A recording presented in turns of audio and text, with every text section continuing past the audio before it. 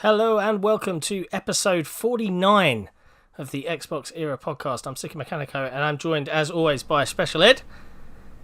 G'day. And we have a special guest this week, Sam Tolbert from Windows Central. Thank you, Sam, for joining us. Yeah, thank you guys for having me on. It's an honor. I don't know about that. That's pushing it, but we'll take it. We'll take it. I'm trying to be nice. What do you want, okay? Thank you for forcing me on at gunpoint. I'm here now. Let's get this over with.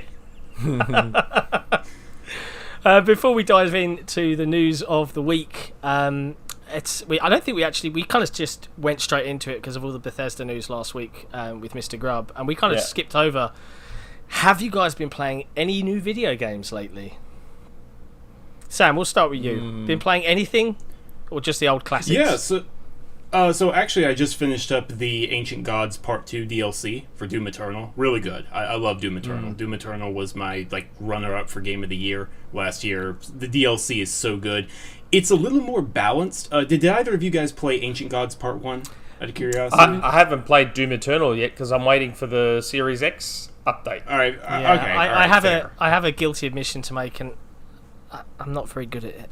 And I haven't played it, and I might try again by bumping the difficulty way down. I just don't have the reflexes anymore. But I do know that Jesse, or Don Cabeza from our site, he no-lifed the DLC, and I think he got one of the first video reviews up. There has been a lot of arguments about difficulty and balance in that chat, so it'd be interesting to hear your take on it.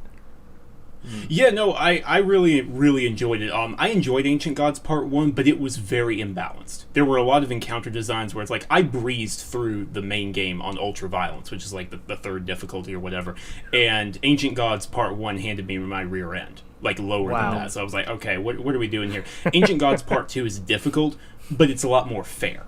It seemed like they kind of took feedback in terms of, okay, let's make this more approachable, but it's still difficult, and it's really enjoyable. It's interesting that they're choosing to end the story in this DLC and not in a full sequel, and I kind of respect that. I kind of really like that. So that's been good. Yeah. Beyond that, I've also played an indie game called Adios.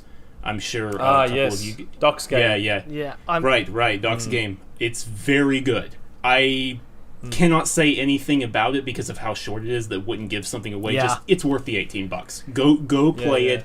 I promise you, it's straight out of a Coen Brothers film.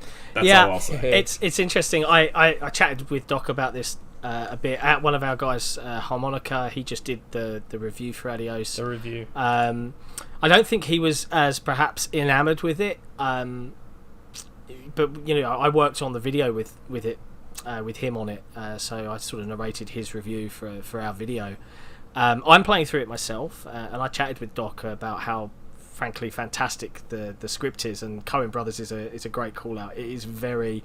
I kind of want to see a film version already, but the story's pretty cool. Yeah, I actually it's didn't really mind the unique. Story. It's almost like, just again, without hearing it and knowing it in depth, it almost gave me a almost like a story that would come out of a Guy Ritchie movie. Almost.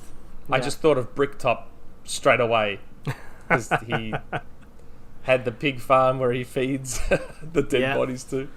But yeah, it's. I mean, I'm really happy for Doc. I mean, I know he's been working on that a while, and he must be a mixture of nerve-wracking and exciting to kind of get it out and then just let people experience it. So yeah, it's definitely worth a look. I think if you're into heavy subjects in a narrative game, that's going to be tickling your fancy, I think. I've been playing through it, but I haven't played much else this week. I have seen one game that I plan on picking up, and I was just reading the draft review of that, which is, and I'm hoping I pronounced the name right, Munduan. Have you heard of it at all? So it's a horror game from a first-person perspective, but every element in the games, one guy has done the whole thing. He learnt to draw, so it's taken him 6 years, and he's made his characters as a 3D mesh, and then taken their wrapper off and laid it out as a 2D, and drawn his characters, and then put it back into the machine. So every texture, every character is a hand-drawn, hand-animated face. And it's a really fun. It's all black and white kind of graphite style. And apparently it's very, very good. So I think that's got to go Sounds on cool. my hit list. What about you, Ed? You been playing anything interesting? Not new, mate. Rocket League, check. I need to start playing more stuff and give myself the time to play more new stuff. But I'm in that trap now where I've got so much queued up, and I've got this weird OCD where I want to get through my backlog, and then I go and I start playing other games, and then I just go and have games of Rocket League. Yeah. I've got to try and break that habit. It's not good. Do what you enjoy, I think, is fundamental. But I'm surprised you haven't picked up Immortals yet. Because I know that you really. I'll wait for Game Pass. Waiting for fair enough. I'll wait for Game Pass. It'll come to Game Pass, like everything's going to come to Game Pass. I'll just wait for Game Pass. Just a behemoth, just coming in there with every game on it. Before we dive into the week's news, there is one thing I quickly wanted to mention, and it dawned on us the other week. It's our 50th episode next week, which, if I do quick math and we average out 2 hours an episode, we've spoken about nerd stuff for like 200 something hours. Which is kind of depressing / good. I don't know. How do you want to take this? Now that we've sort of unofficially switched to weekly, it's coming a little bit faster than it would have. Yeah, it is. But just to dispel, because I put a tweet out and said, hey, would anyone like to see us get some sort of special guest on, and someone from Microsoft, and obviously the natural response was Phil. There were a lot of shouts for Mr. Greenberg, and some shouts for Klob as well, Klobril, to come and join us. I think he's going to remain a secret squirrel for as long as he can. But yeah, we're going to try and do something fun for next episode. I don't know what yet, but we'll figure it out. We've got a week, so we'll get there. Now, we've picked a different background this week, a Sea of Thieves themed background, because that's not what was originally there. It wasn't. No, I was bullied into changing the background and the wallpaper. I had originally had Sekiro, but yeah, got bullied into Sea of Thieves because of its milestone. Don't worry, Sea of Thieves stands. I got you. They celebrated 20 million players, which is pretty phenomenal. And I think their newest update had the highest player, sort of concurrent players, since release, which is bonkers for a game that everyone, when it kind of released and it was a bit thin. Yeah, it's kind of impressive. Do you play Sea of Thieves, Sam? On occasion. I'm not as religious about it as many in the Sea of Thieves community are, but I boot it up every now and again. Every 2 or 3 updates, I'll be like, okay, enough has changed. Let's go in there. Let's see what's happening. Or maybe I've got a couple of friends on who are like, hey, just grind out some treasure, just have some fun. So I haven't seen, especially over the last 6 months, I haven't been in there much, but I do enjoy it. I have put I think, in total over 100 hours since launch 3 years ago, which is wild that it's celebrating its 3rd anniversary. Yeah, what Rare has done there is really incredible. That is easily their most successful game ever. I'm really happy they kind of found their stride after, I don't want to say the dark period, but it was a bit dark. There were a few years there that it wasn't great. So yeah, Rare is. I feel like Rare's I'm the doing only a great person job. that doesn't think that. I feel like a massive outlier on that one. It's overstated. It's overstated for sure. But to me, Nuts and Bolts was a pretty good game. Yes, it wasn't Banjo 3 that everyone wanted and all that sort of stuff. But in isolation, it was still a pretty good game. Viva Pinata to me is probably top 3 Rare games ever. The sequel was great. Connect, the first Connect Sports they made was a legitimately good It was fun. Sports mini game compilation that actually worked. I actually think even Connect Sports Rivals wasn't that bad. I don't know. Everyone views it as one of Rare's worst periods, and I feel, and that's the common. Yeah, it is. But I don't know. I reckon they made some really good games during that time myself. But yeah. Yeah, the only thing I'm sure I'm an outlier. You probably are. The only thing I really liked in Connect Sports Rivals was, the avatar scanner where the Connect scanned you and gave you a burly version of you. like some sort of athletic god. Yes, That was cool. And when I saw that, and I knew that Kinect was going away, and this was going to be Rare's last Kinect game, I was like, I wonder if that's going to be the new Avatar system. And it wasn't. Nope. And yet, weirdly, we did get a new Avatar system, only for no one to do anything with them. Nothing with it whatsoever. Where is Fusion Frenzy powered by my avatars, Microsoft? Yeah. 1v100. Come on, like it's right there. It's right there. Literally, just that's do actually it. a good idea. I'm surprised they didn't do the new avatar system with Kinect and say, "Yep, scan you in. There you are." Yeah, that would be cool. And then you know what? If we didn't get it quite right, jump into the settings and tweak the nose, tweak the eyes, tweak the mouth, till you get it right, or whatever the case may be. I mean, even I think the DS did that. Yep.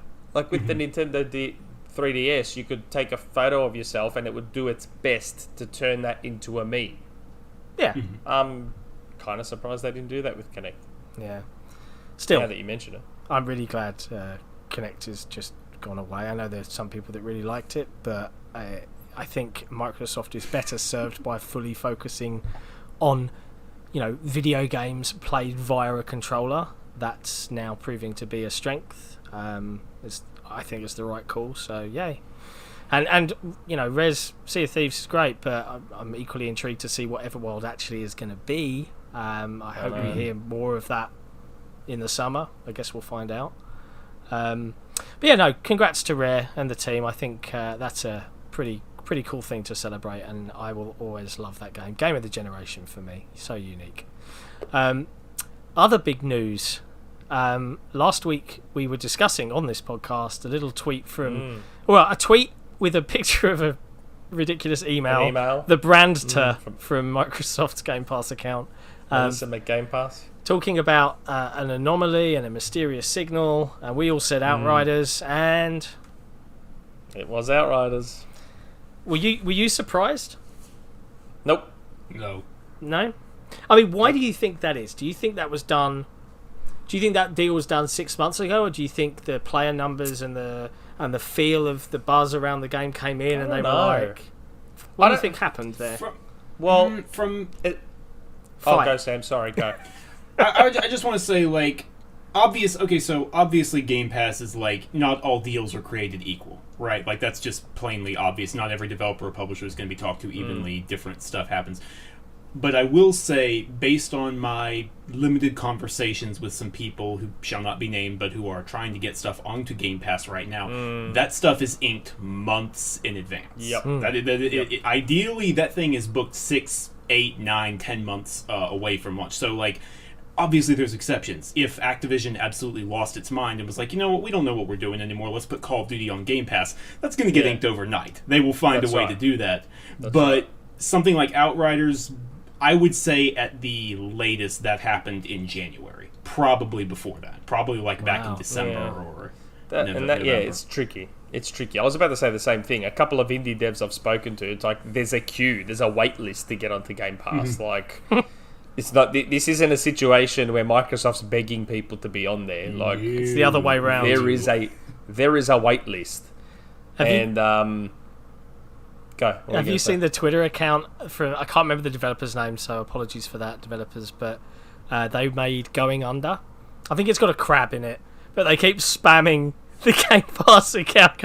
Put our game on Game Pass, called Going Under, which I think is about, like, I think it's a platformer in an office kind of theme. They just keep seeing so many tweets from them, just, hey... Can we go on Game Pass, please?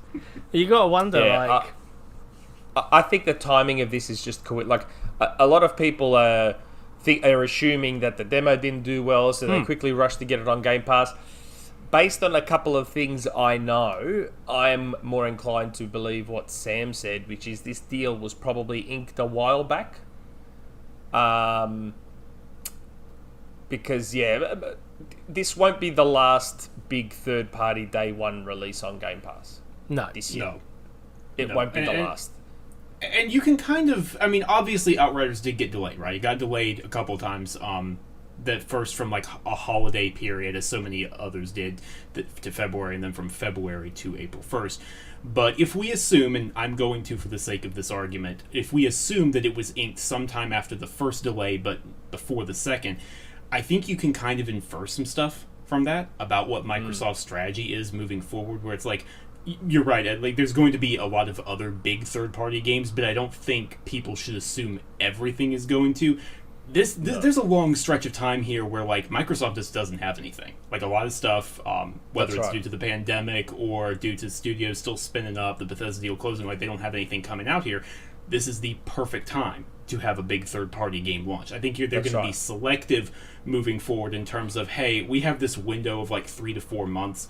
None of our teams are going to be ready. What can we slot in there? And they're going to try and create a roadmap for that moving ahead. Yeah. So what you mean, like a steady beat of month, like every quarter, here's a big game, even if it's not us, here's a third-party big game, and so on.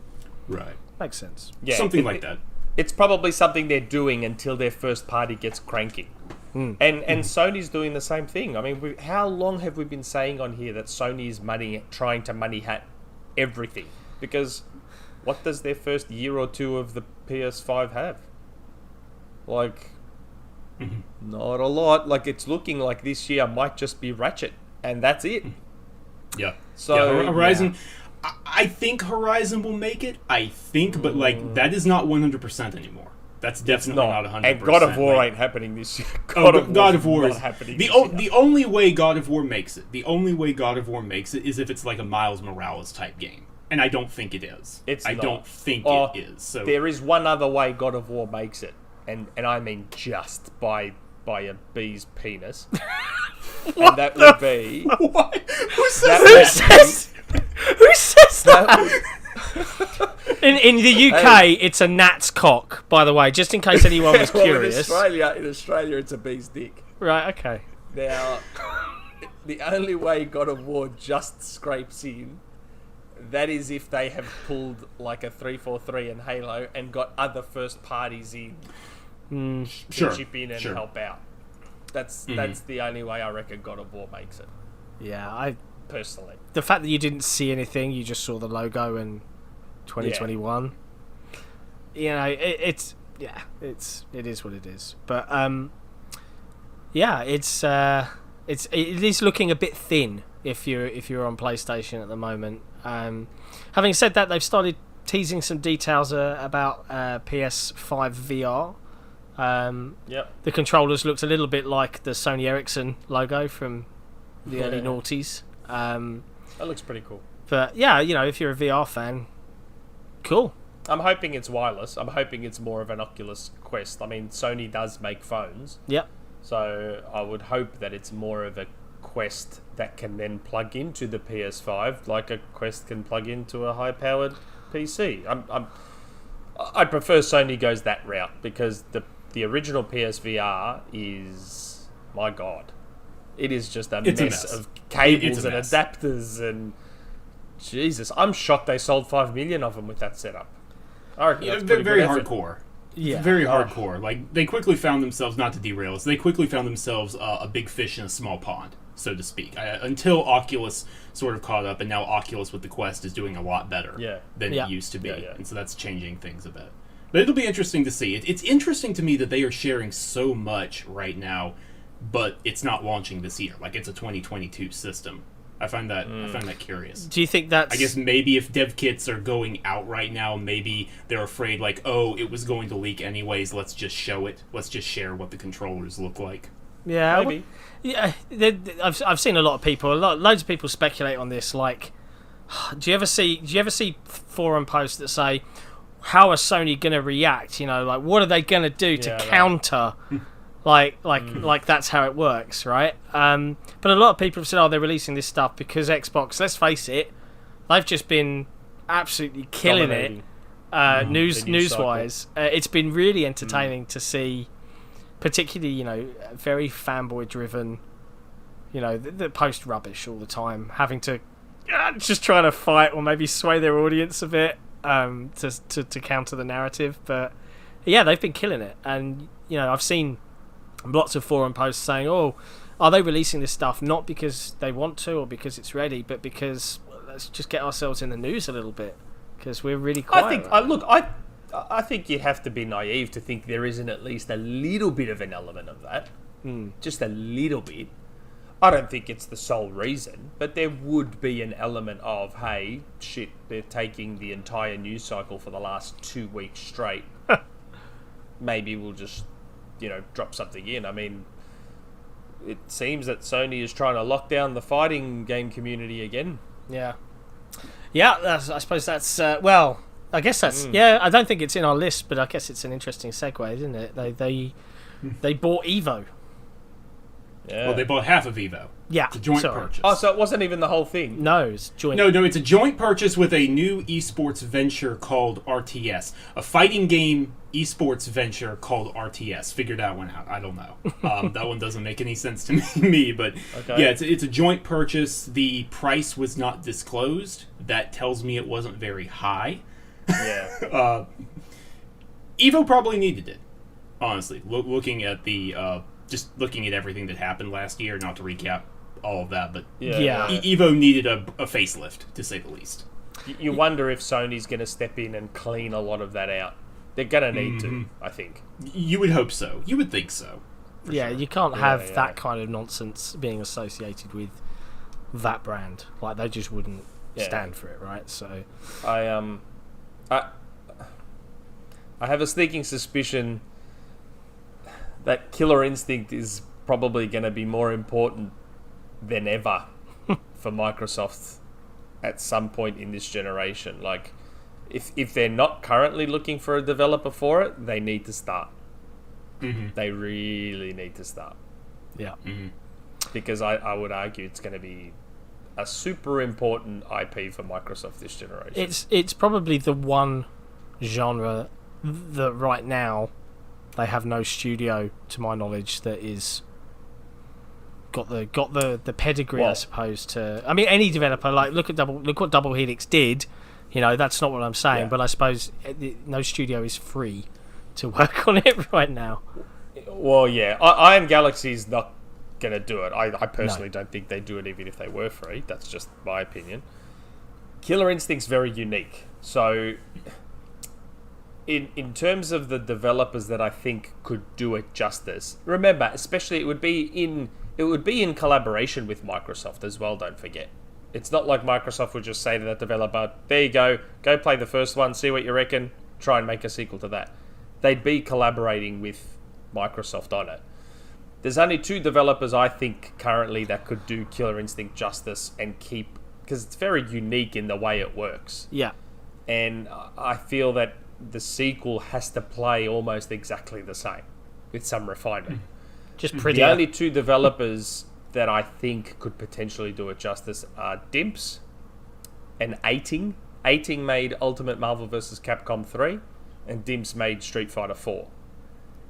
Killer Instinct feels like a blend of those 2 games in the way fair. It plays. So I feel like one of those 2 could do it. Like, everyone's like, oh, buy WB and get NetherRealm to do it. I don't want Killer Instinct to play like Mortal Kombat. No. Mortal Kombat is Mortal Kombat. I don't like the way Mortal Kombat plays. I like how Killer Instinct plays. Yeah. And Killer Instinct plays more similarly to Street Fighter 4 or Street Fighter 5 if you gave Street Fighter 4 the crazy combos of Ultimate Marvel vs. Capcom.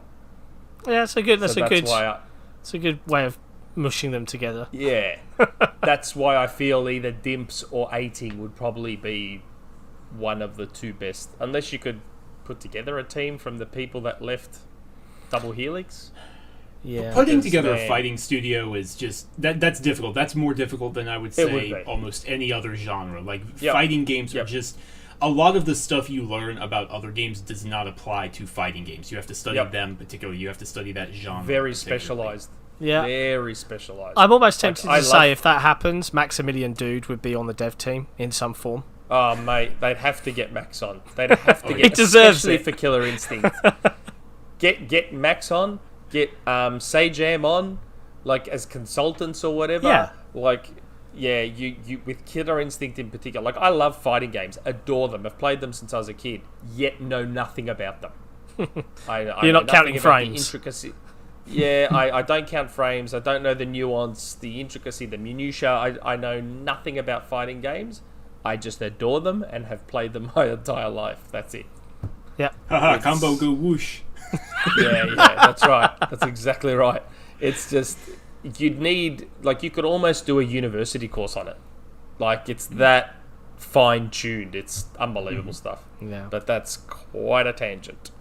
Another piece of news that dropped this week, it was just a Twitter post, a little blog post, I believe, was Gotham Knights was just delayed. And there's a lot of that this year because of COVID-19. Yeah. But that's now been delayed to 2022, and I always get this confused with what Rocksteady is working on, which is Suicide Squad, because they're both Suicide Squad in that Batman universe. But this is I think it, Sam, you described it as the kind of like the spiritual follow up to what you would think would follow something like Arkham and all of those games. Yeah, because the setup is, spoilers for a 2015 game, sorry, is what it is at this point. But Statute Gotham of Knights... Limitations is up. Yeah, exactly. Gotham Knights is a game based on the premise that Batman has died and sent instructions to the Bat family, and the Court of Owls is involved, and it seems like the natural follow-up to Arkham Knight, but it's not. The bright and colorful Suicide Squad game is the follow-up to Arkham Knight. Go nuts, I don't know. But yeah, Gotham Knights being delayed, it doesn't surprise me, y'all. It just is no delay at this point, short of Halo Infinite, which is not going to happen. Nope. No delay like that is surprising to me. It's just, I don't know. We're seeing the effects of the pandemic even more now, I would argue. I wrote about that on WC, Well, yeah. shameless self-promo here, at the start of the year, first week of January or whatever. I was like, look, y'all, from the developers I've talked to, stuff that got delayed back then, that was nearly done. The games you saw delayed out of 2020, with the exception of Halo, but very particular case there with everything going on, those games were near the completion line. Remember, Ratchet & Clank Rift Apart was supposed to be a launch window game. Yeah. June 8 launch window, y'all. That's not launch Stretching window. the definition somewhat. Exactly. So how many other games have been kicked out of the year at this point? I know Hogwarts Legacy, Vampire the Masquerade, Bloodlines 2, just... Yep. Yeah, it's brutal out there. But I get it. Take your time. Yeah. What's the It's not famous like there saying? isn't enough to play, Jesus. Yeah. Yeah, everyone complains about backlogs, right? Come on. Yeah.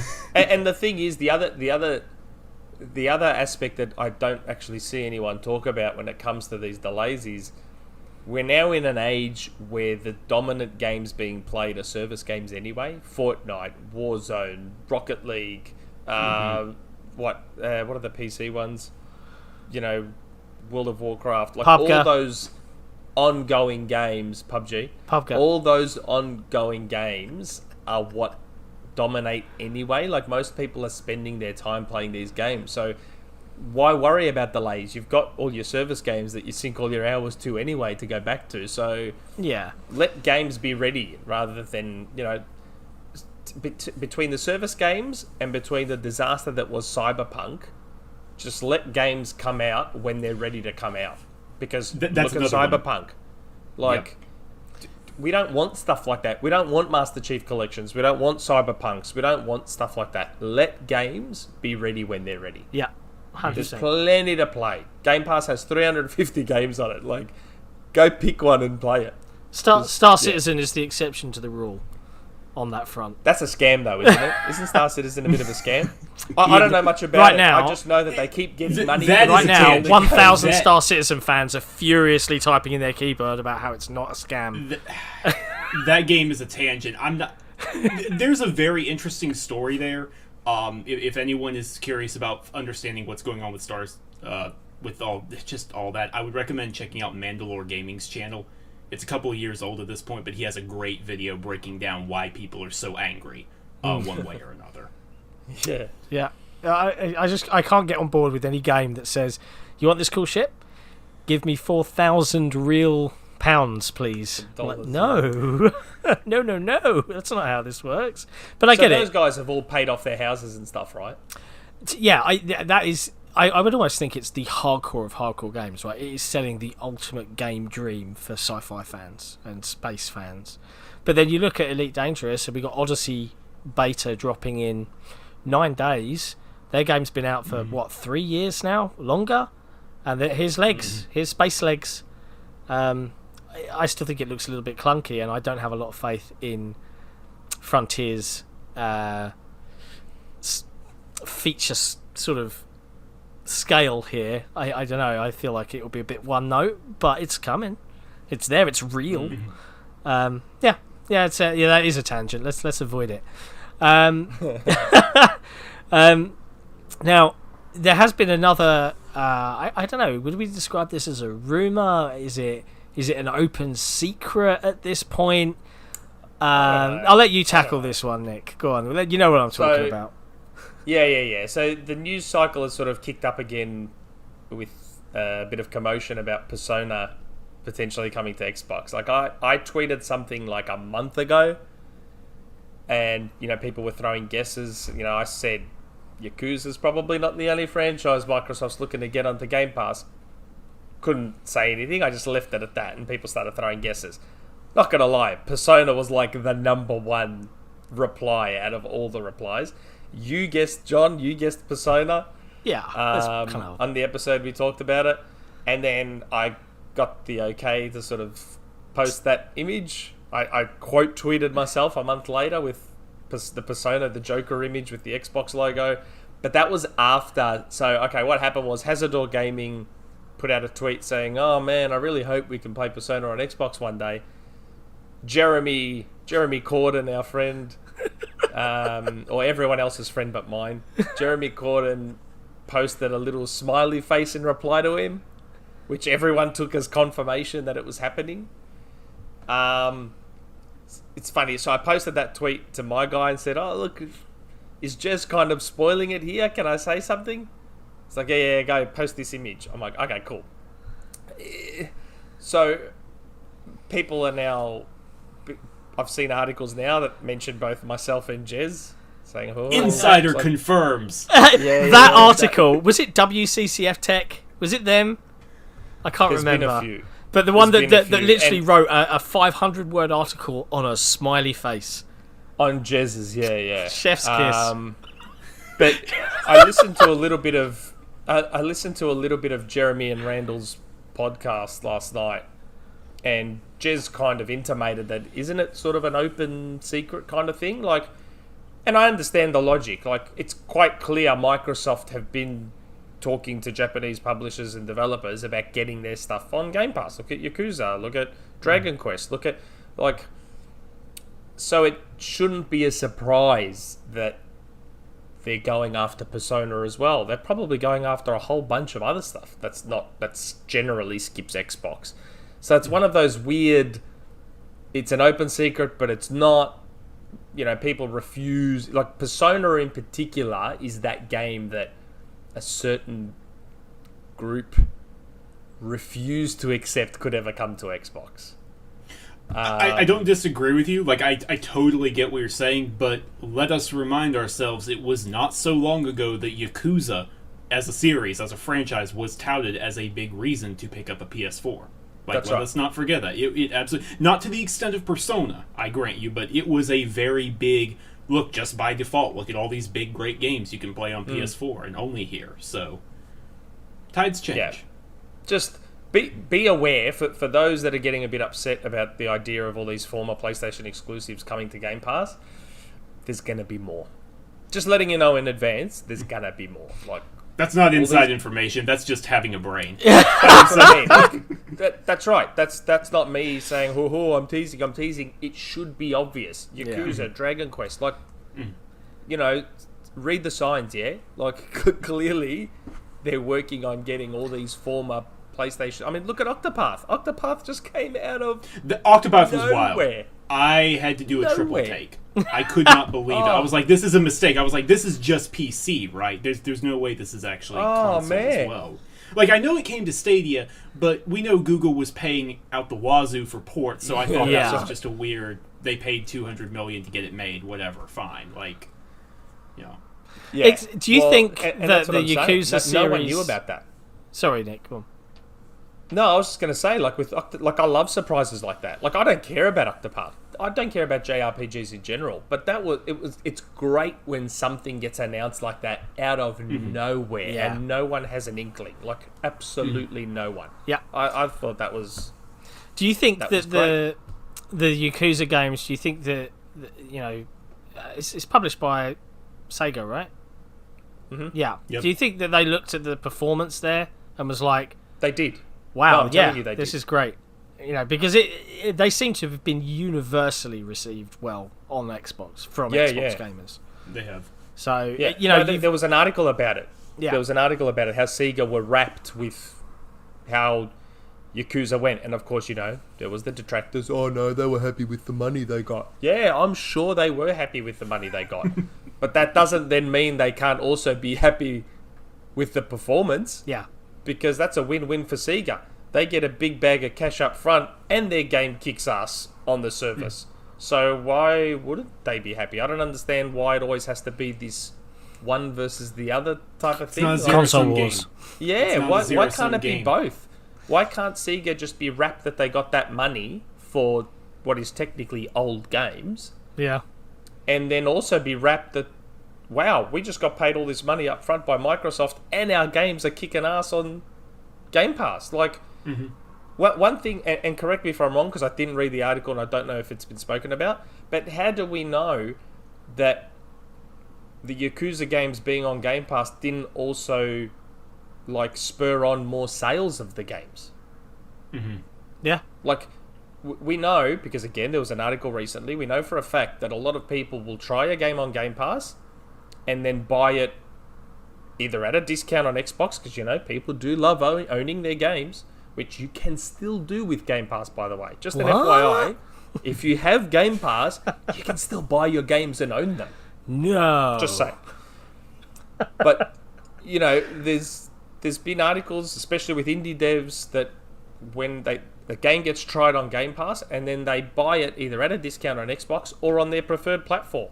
Yeah. Like, there's actually been a spur in sales as a result of the game being on Game Pass. So I don't get why it can't just be a win for everyone. Why does it have to be a one versus the other?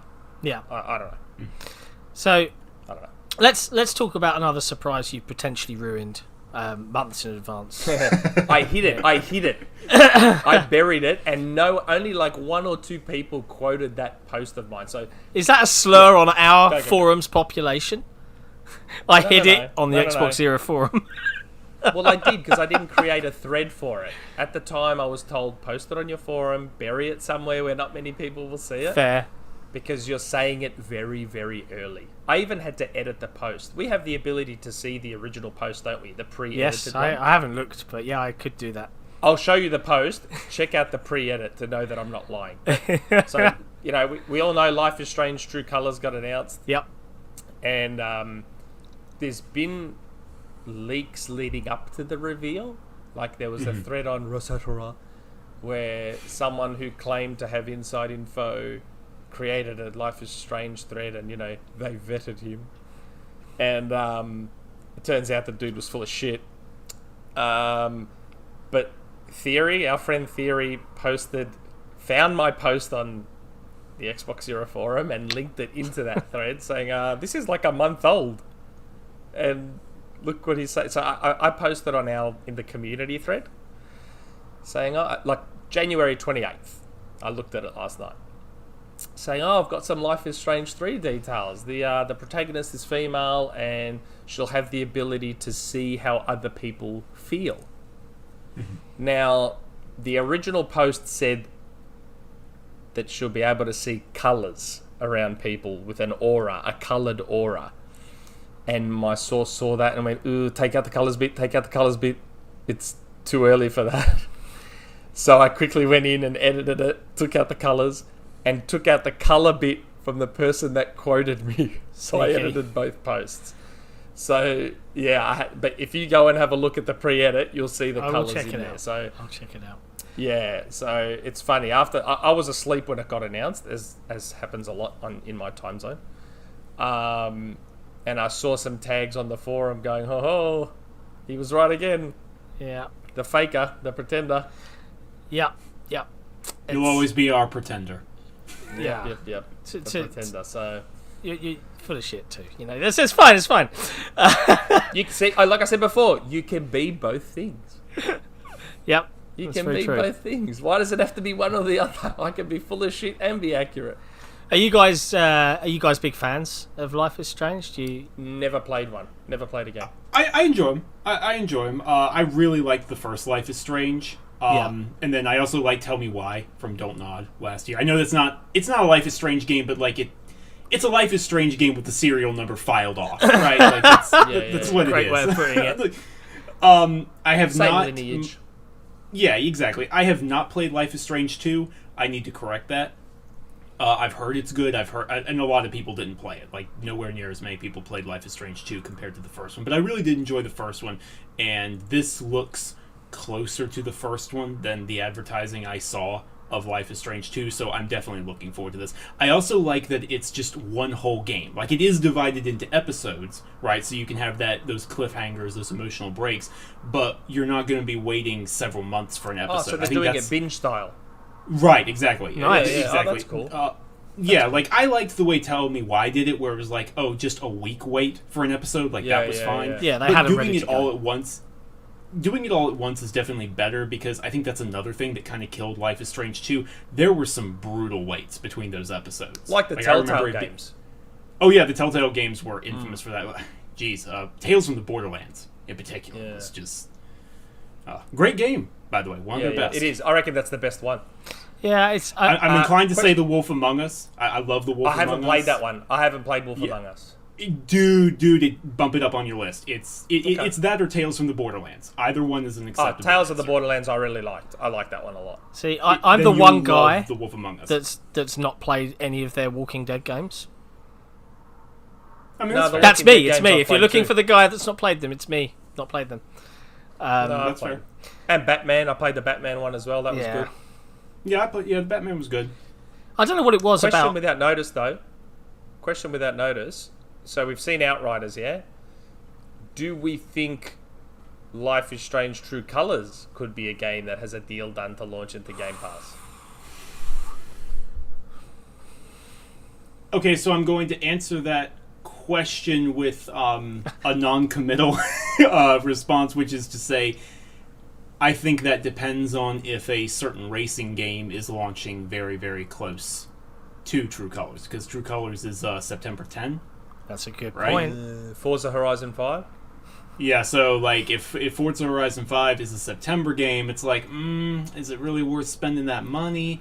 I don't know. I know it's a completely different genre, but it is still like you have this big game this month. Even if it was like a month's difference, I could understand. But I don't know. That's assuming Forza Horizon 5 comes out this year. I think it does. But Yeah. who knows? It just Life is Strange feels like one of those games where it's not going to get the audience it deserves. Mm-hmm. So why not take the cash up front, let it be accessed by 20 million people, and then people love it, they can buy it, people go buy it on PlayStation, people go, oh, is it going to come to Switch? I didn't even see, is it going to come to Switch? No? I don't think so. Okay. See, I really... think Life is Strange... Didn't they say Life is Strange 1 and 2 are coming to Switch?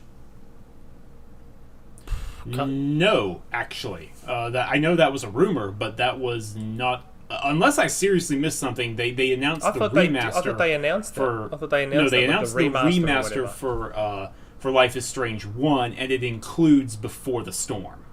I think is what they actually announced. to Google. Yeah, no. Yeah, tell me about it. Yeah, because you know, one post after my original Life is Strange 3 post, I also posted that Life is Strange 1 is coming to Switch. But I mean, that very well could happen. It got announced. Who knows? I don't. I thought it got announced. I really liked Life is Strange 1, but I kind of just fell off it. Life is Strange 2. I don't know what it was. I think it was because it was new. It was really unique at the time. Don't know.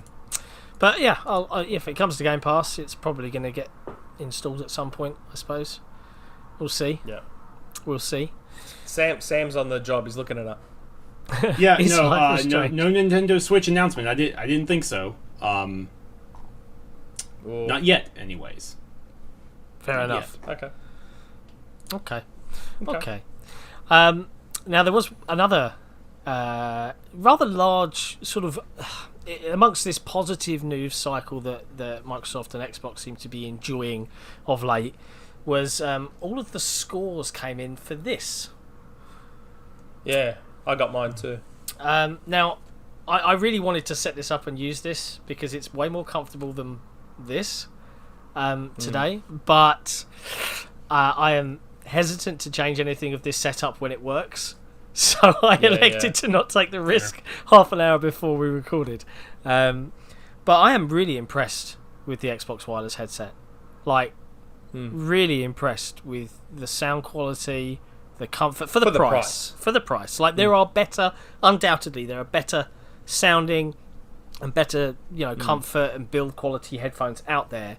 But for 90 quid, or what is it in the US? $99? It was $99 US, in the US. 150 Australian. 150 Australian. Oh, not too bad then. But yeah, really, really good. Like, yeah, this is a great piece of kit. The one piece of advice I'd give, because when I first got them, the sound quality was kind of for me.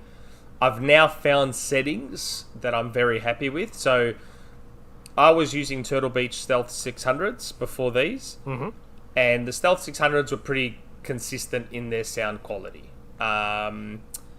Regardless of whether I was using Atmos, Windows Sonic, DTSX, they sounded pretty good regardless. I feel like these Xbox wireless headphones were more tuned to Atmos. So using DTSX, they didn't sound the best for me. Switching to Atmos has made a massive difference. Like, they sound really good to me now. And then it's funny, I saw a Reddit thread. A mate of mine texted me a link to a Reddit thread. There's a guy that said he does sound checks and stuff, or sound setups for concerts. And he bought them, and he told everyone, make sure you switch to Atmos. And he gave everyone the settings he uses and says, I've seen that thread. And I'm going to do it on mine. I've already got the Atmos, but I want to do his settings as well. And now that I've switched over to Atmos, night and day difference for me. But up until that point, so I've got the PlayStation 4 Golds as well. The build quality on the Xbox Ones is far better than the Golds. But the sound quality I felt is a bit better on the Golds. Sorry, what did I say? The Yeah, build that quality was on the the Xbox right way. is better. Yeah, the build quality on the Xbox, the sound quality. Shit, like turning 40 is bad. But the sound quality on the Gold. But then Sony's been making headphones for decades. Yeah. So you'd expect Sony's headphones to be a little bit better.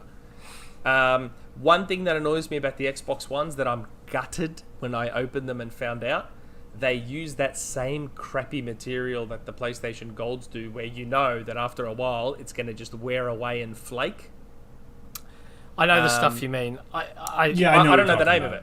It's like a faux leather, right? And it I saw a post, even worse than faux leather. Yeah, I saw a post on the XboxEra forums where, I can't remember who it was, and apologies if you're listening and I can't remember your name, but they were like, I really like the sound, but I can't stand the cups. Like, they were made of that stuff, and I absolutely hate it. That material's horrible. Now, I've noticed you can take them off pretty easily. Can you? Yeah. Oh, good. Because you can on the PlayStation Golds as well, and I've replaced the cups on the Golds. So my hope is, I said to that person, like, if you really love them, but you just don't like the cups, maybe just give it a week and put some different ones on. So there's going to be a manufacturer out there that will make some better ones. I'll show you something. It's not just the cups. Here's the other problem. So on the headband, this part here, the Xbox headset also has the same as the Golds, and look what happens after a while. Maybe you've got a really abrasive head. No, that's not a nice thing to say. So I replaced the cups. They're okay, but that's what worries me is going to happen to the Xbox ones. Yeah. But unlike other people, though, my Golds haven't fallen apart. They're okay. Yeah. So, yeah. Yeah, it's a fair comment, and time will tell at this point. But I certainly think for 90 quid, it's a no-brainer. Oh yeah, for the price. And you know what? I synced them up to my phone, and I was playing Rocket League with Kevin, and phone call came through. Took the phone call. Yeah, that is cool. cool. Could still hear Rocket League and everything in the background, but I was taking the phone call. It was pretty cool. Yeah, it's a very nice. the dual connectivity is a really nice feature, and I love that they built the toggles into the cups. So rather sick. than fiddling with little buttons underneath and all that sort of stuff, you just turn the dials here. I like that. That was cool. Yeah, they're definitely onto a winner, I think, with them. So congrats. I to hope the they do an hardware elite team. version. Well, now want that's to do an interesting, elite right? version. What would an elite version look like? You'd have the whole cup could turn, premium materials, better Well, I was sound about to say, quality. Yes, that would be. So you'd be looking at probably leather and whatever else. So you'd be looking at premium materials, obviously much better drivers, even better build quality. They'd probably be a bit bigger, noise cancelling.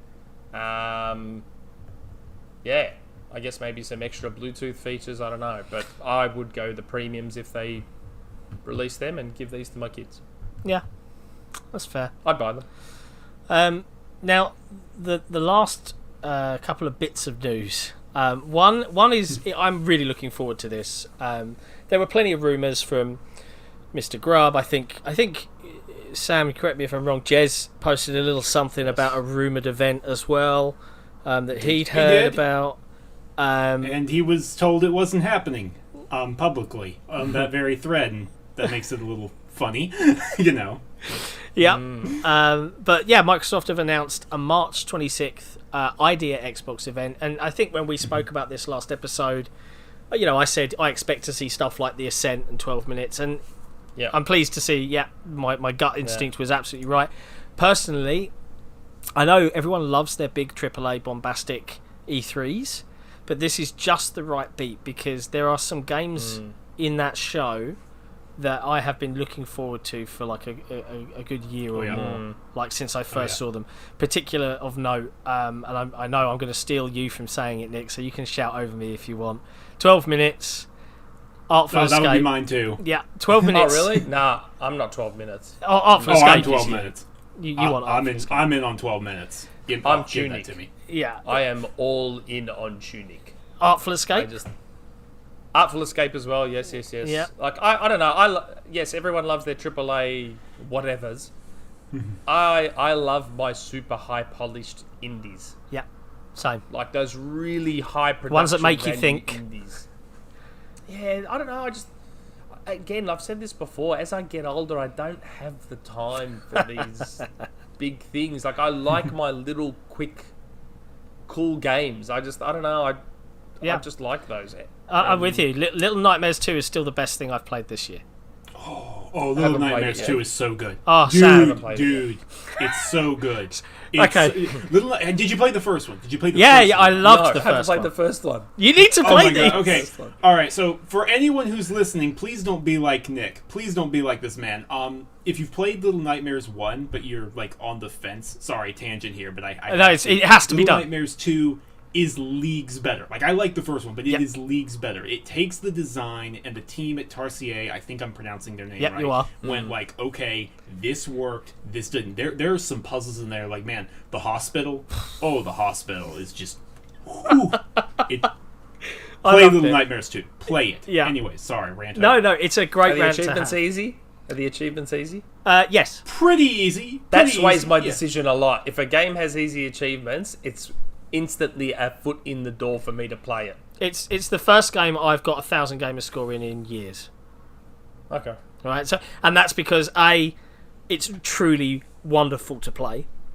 And the way they've designed it is you get the majority on your first go round, and if you look it up and do some of the guide stuff, you can probably do nearly all of them the first time round, and then you can go back, and a lot of them are front stack, so you can load a chapter, play most of the way, and then you can just quit out once you got the achievement. But smaller games need to get smarter about that. yeah, Like, I have discovered a lot of great games purely because their achievement list was easy.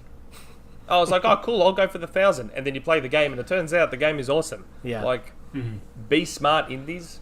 Yeah. Make your achievements ridiculously easy. Because at a bare minimum, the achievement whores like myself will play... Like, I bought that stupid game, My Name is Mayo, on PlayStation 4. It's called My Name is Mayo, and during lockdown, the developer made the sequel, My Name is Mayo 2.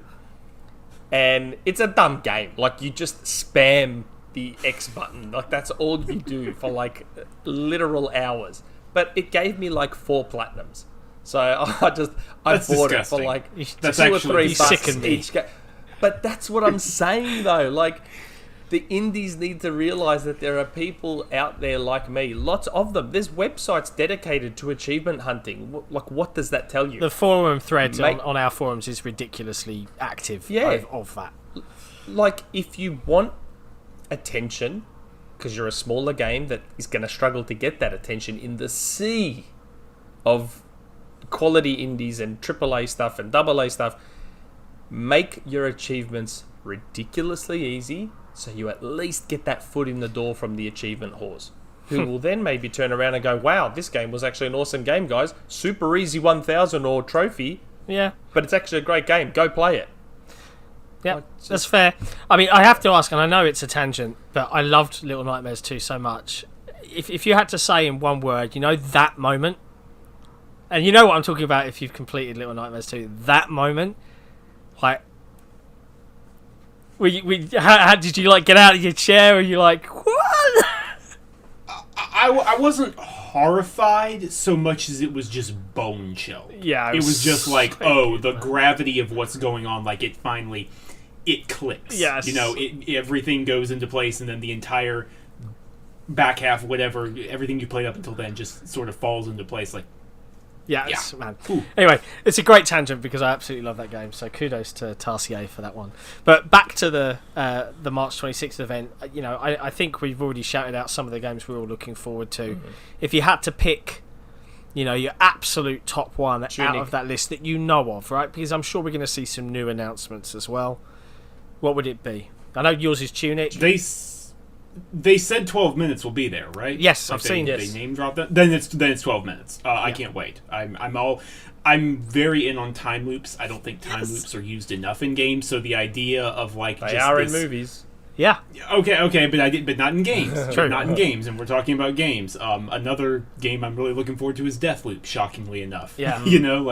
It's just this hyper-specific idea of you only have 12 minutes to do this. You're going to have to do the loop over and over to figure it out. And then also just the all-star casting for that kind of game. Like, I know it's Annapurna, so I know they've got a little more pull than the usual indie, but I mean, come on. Daisy Ridley, Willem Dafoe, who's the third? I'm forgetting the third and I'm embarrassed. James McAvoy? Thank you, yes. It's James McAvoy, right? Like, that's wild. It's going to be awesome. That is absolutely wild. I can't wait. I can't wait for 12 minutes. Please let that game be soon. Yeah. Isn't there that 1 minute game as well? That's a time loop. You have 1 minute to keep pushing further and further. Yeah, it's a little, kind of like black and white. Pixel, black and white. What it was? I can't remember what it was called. It's called Minute. Minute. Yes. Minute. See? I knew I was onto something. But yeah, time loops in games is something that they definitely need to do more of. I mean, like, you look at Titanfall 2, the time travel episode where you. I was about to say that's more the alternate dimension. That's the dual world. Yeah, but it's still that kind of thing. That mechanic. But the idea of an actual time travel game, like I recently just rewatched Looper, Rian Johnson, such a good movie. Bruce Willis and I can't remember Joseph Gordon-Levitt. Thank you. JGL. I love that, like that bit where they have the young version of the old guy that's trying to run away, and they start cutting off bits of his hand and his nose, and he's suddenly like, oh, it's already happened to me 30 years. I mean, it's nonsense because that's arguably not how time travel would work, but it's just cool. That's right. Endgame already explained it. Yeah, I know. How time travel works. Back to the Future was bullshit. Love it. I love that. So good. Yeah, but I'm really looking forward to the March 26th event. I think Kage Maru, aka Mike, who is going to be announcing something really cool next week. By the way, I'm just a little tease. Like, it's very, very cool, but I'm not going to say anything until then. He is, I think, planning and hoping to do a live stream, so you can probably hang out with him and watch all the games get announced when Microsoft do the show. I don't know if he's aware that it's probably going to be a few hours long, but if he's a glutton for punishment, I'm all for tuning in and watching him. The last thing I wanted to kind of cover today before we went through our patrons and we jumped into some lovely community questions from everybody out there, there's a couple of bits. Firstly, smart delivery. Pretty good, isn't it? That's just marketing jargon. Isn't it just cross-buy? Isn't it cross-buy? It's just cross-buy. They're just cross-buy, rebranding. isn't it? Man. Yeah, come on. Do you think that someone in Microsoft is sitting there just like, some engineer who came up with this premise was like, let's make sure this happens? Like that team. Probably more than one. Yeah. There's probably more than one. Like I know, I want to get her name right. I think Eden Marie, who's one of the senior engineers on Xbox. I know she had a big thread on why smart delivery was so big and just... Yeah, I mean, obviously we're being facetious. It's a lot more than cross-buy. It's a lot of just... It seems like tools to make the developer process easy in terms of just recognizing everything and getting all those saves to port over. But it's also something... Like, it's one of those things Microsoft... Every now and again they do it. They did it a lot on the 360, but it's one of those things where they make... So the front-end consumer just sees the branding smart delivery and doesn't really know what it is. But it's one of those things that people have no idea what it is because it's so seamless and so well implemented that it's just expected until someone like Sony comes along and shows you it ain't that easy. So, as a front-end consumer, all we see is that, oh yeah, let's download the Series X version of Destiny's 2. Bang, boot it up, you see that little screen for 2 seconds, save file syncing, bang, and you're in the game. Seamless. You just expect it to work that way. Yeah. Yeah, it's amusing. Guess what PlayStation 5 owners are finding out? Not that easy. It is amusing, right? We saw the mockery of Microsoft making a big deal about smart delivery, because I think this is again that disconnect between what engineers know they went through to get it working, presumably, versus what a consumer would just expect. Well, of course my games are just going to load up and work. That's right. Right? Of course they will. And yeah, this is stupid, like all of the mockery, and it's like there is so much crow being served out there for the people that thought it was dumb. I imagine that engineering team are just like... I discovered it with Spider-Man. I had to download the PS4 version of Spider-Man, boot it up, press R1, choose the save file I wanted to upload, boot up the PS5 version of Spider-Man, load that save file that I had uploaded, and then start playing. Like, I was just like, what is happening? And even then, that's like one thing, because it's like, okay, that's a remaster, and I have personal gripes with remastering a 2-year-old game anyways, but like moving beyond that, I don't want to get stuck on... Sony's got a history there. Last of Us 1 year later. But architecture swap makes that a little more reasonable, but I don't want to get into that. The point is, like, that's a whole thing. But then it's happening with games like Avengers. And it's just like, okay, what are we doing here, y'all? I mean, I know it's a one-time deal. I know once you've upgraded, that's it, and it's over with, but I don't want to spend all that time shuffling games around. I don't want to spend that time, like, God forbid you're someone who, like, you delete the PS4 version of the game only to find out you need to re-download it. Re-download the whole thing. Yeah. Come on, y'all. It's not fun for them. That's if the OS actually downloads the right version you're trying to download. That's another thing we've seen happen more than once. It's a big if. More than once. Yeah, it's I had that issue with Miles Morales at launch, where it was like, no, you want the PS4 version. I'm like, literally... what are you doing here? Come on. Hey, you know what else I discovered the other day? The PlayStation 5 will download games twice too. So That's not great. I had Ratchet and Clank. I had Ratchet and Clank already downloaded. Switched over to my American account to attach the game for free as part of that play at home, and it just started downloading Ratchet again. So there was 2 copies of it at 25 gig each. why? It's the same game. Why are you downloading it twice? Weird. It's just Very it's strange. confounding. Like, it's just... But, you know, we need that shiny new UI. Can't have the same one, God forbid. Well, I mean, we It know is from 4K. you that the 4K UI is very important, right? Sam knows. He knows. They got that one important aspect, right? It is 4K. Oh, I'm glad you're there pushing that button, Sam. Thank you. Absolutely. It is very amusing. I don't know, man. I don't know. The way I don't know. I don't know how you could see Microsoft's way as anything other than the preferred way. Yeah. Well, I mean, it would be one thing if there's been issues, right? Like, it would be one thing if there had been inconsistencies. Can't even talk that pop up. Like, but unless I'm missing something, y'all, there haven't been. Like, it has been perfect across the board. Yeah. Yep. Quick resume was a bit funny at the start, but Quick resume's got some wrinkles to iron out for sure. It's actually behaving a bit better for me now that it's been updated and fixed a couple of times. But yeah, aside from that, like I just don't understand how, as an end consumer, you wouldn't prefer their method of doing things. Console wars. That's I know, but like, why? Like, people stand for plastic, man. It's just how it is. It's just so inconvenient. Now, before we dive into community questions, Sam, I wanted to just ask. You know, you've been with Windows Central for a number of years now, if memory serves. I remember seeing your name for quite some time. How did you get into this industry? You know, playing games. You know, where did you start, and how did you kind of crack in?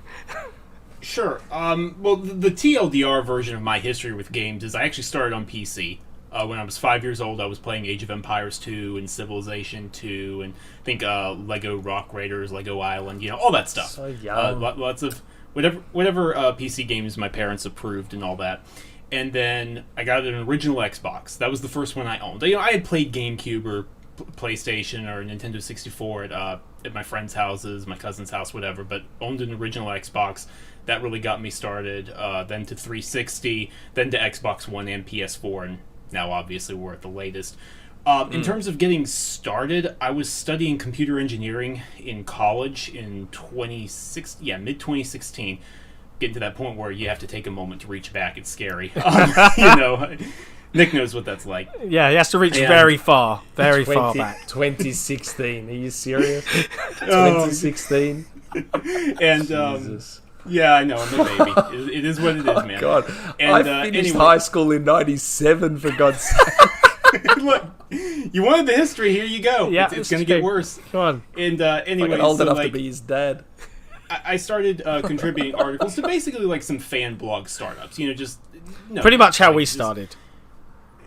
I wasn't going to say it, but yes, like basically just you have no recognition, but you put that work ethic in, and then someone notices if you keep grinding at it for a while, and then like someone who's slightly better off, slightly higher up notices, and they're like, hey, okay, that's pretty interesting. You want to come here? A little more prestige, a little more people viewing your stuff, all that. Anyways, skip ahead to early 2019. Jez messaged me and was like, look, you do a really good job. I think you actually deserve a proper job in the industry for what you're doing here. You're doing really great. We met up at E3 2019, talked some things out. July 2019, I started. Nice. And have been very happily with that crew ever since. Yeah, they're a good crew. The whole network of Future, like not all of Future, that's the parent company, but the subsection of sites. There's also Android Central and iMorb, and but yeah, Jez runs a great ship. He's great. Matt, obviously, I'm sure you've heard Matt Brown. We got Zachary, who's also freelance like me, and Miles, our video guy, of course, he's making a social media splash. Yeah, he's doing really good. He's really, really good. He's awesome. Miles is great. So yeah, that's me.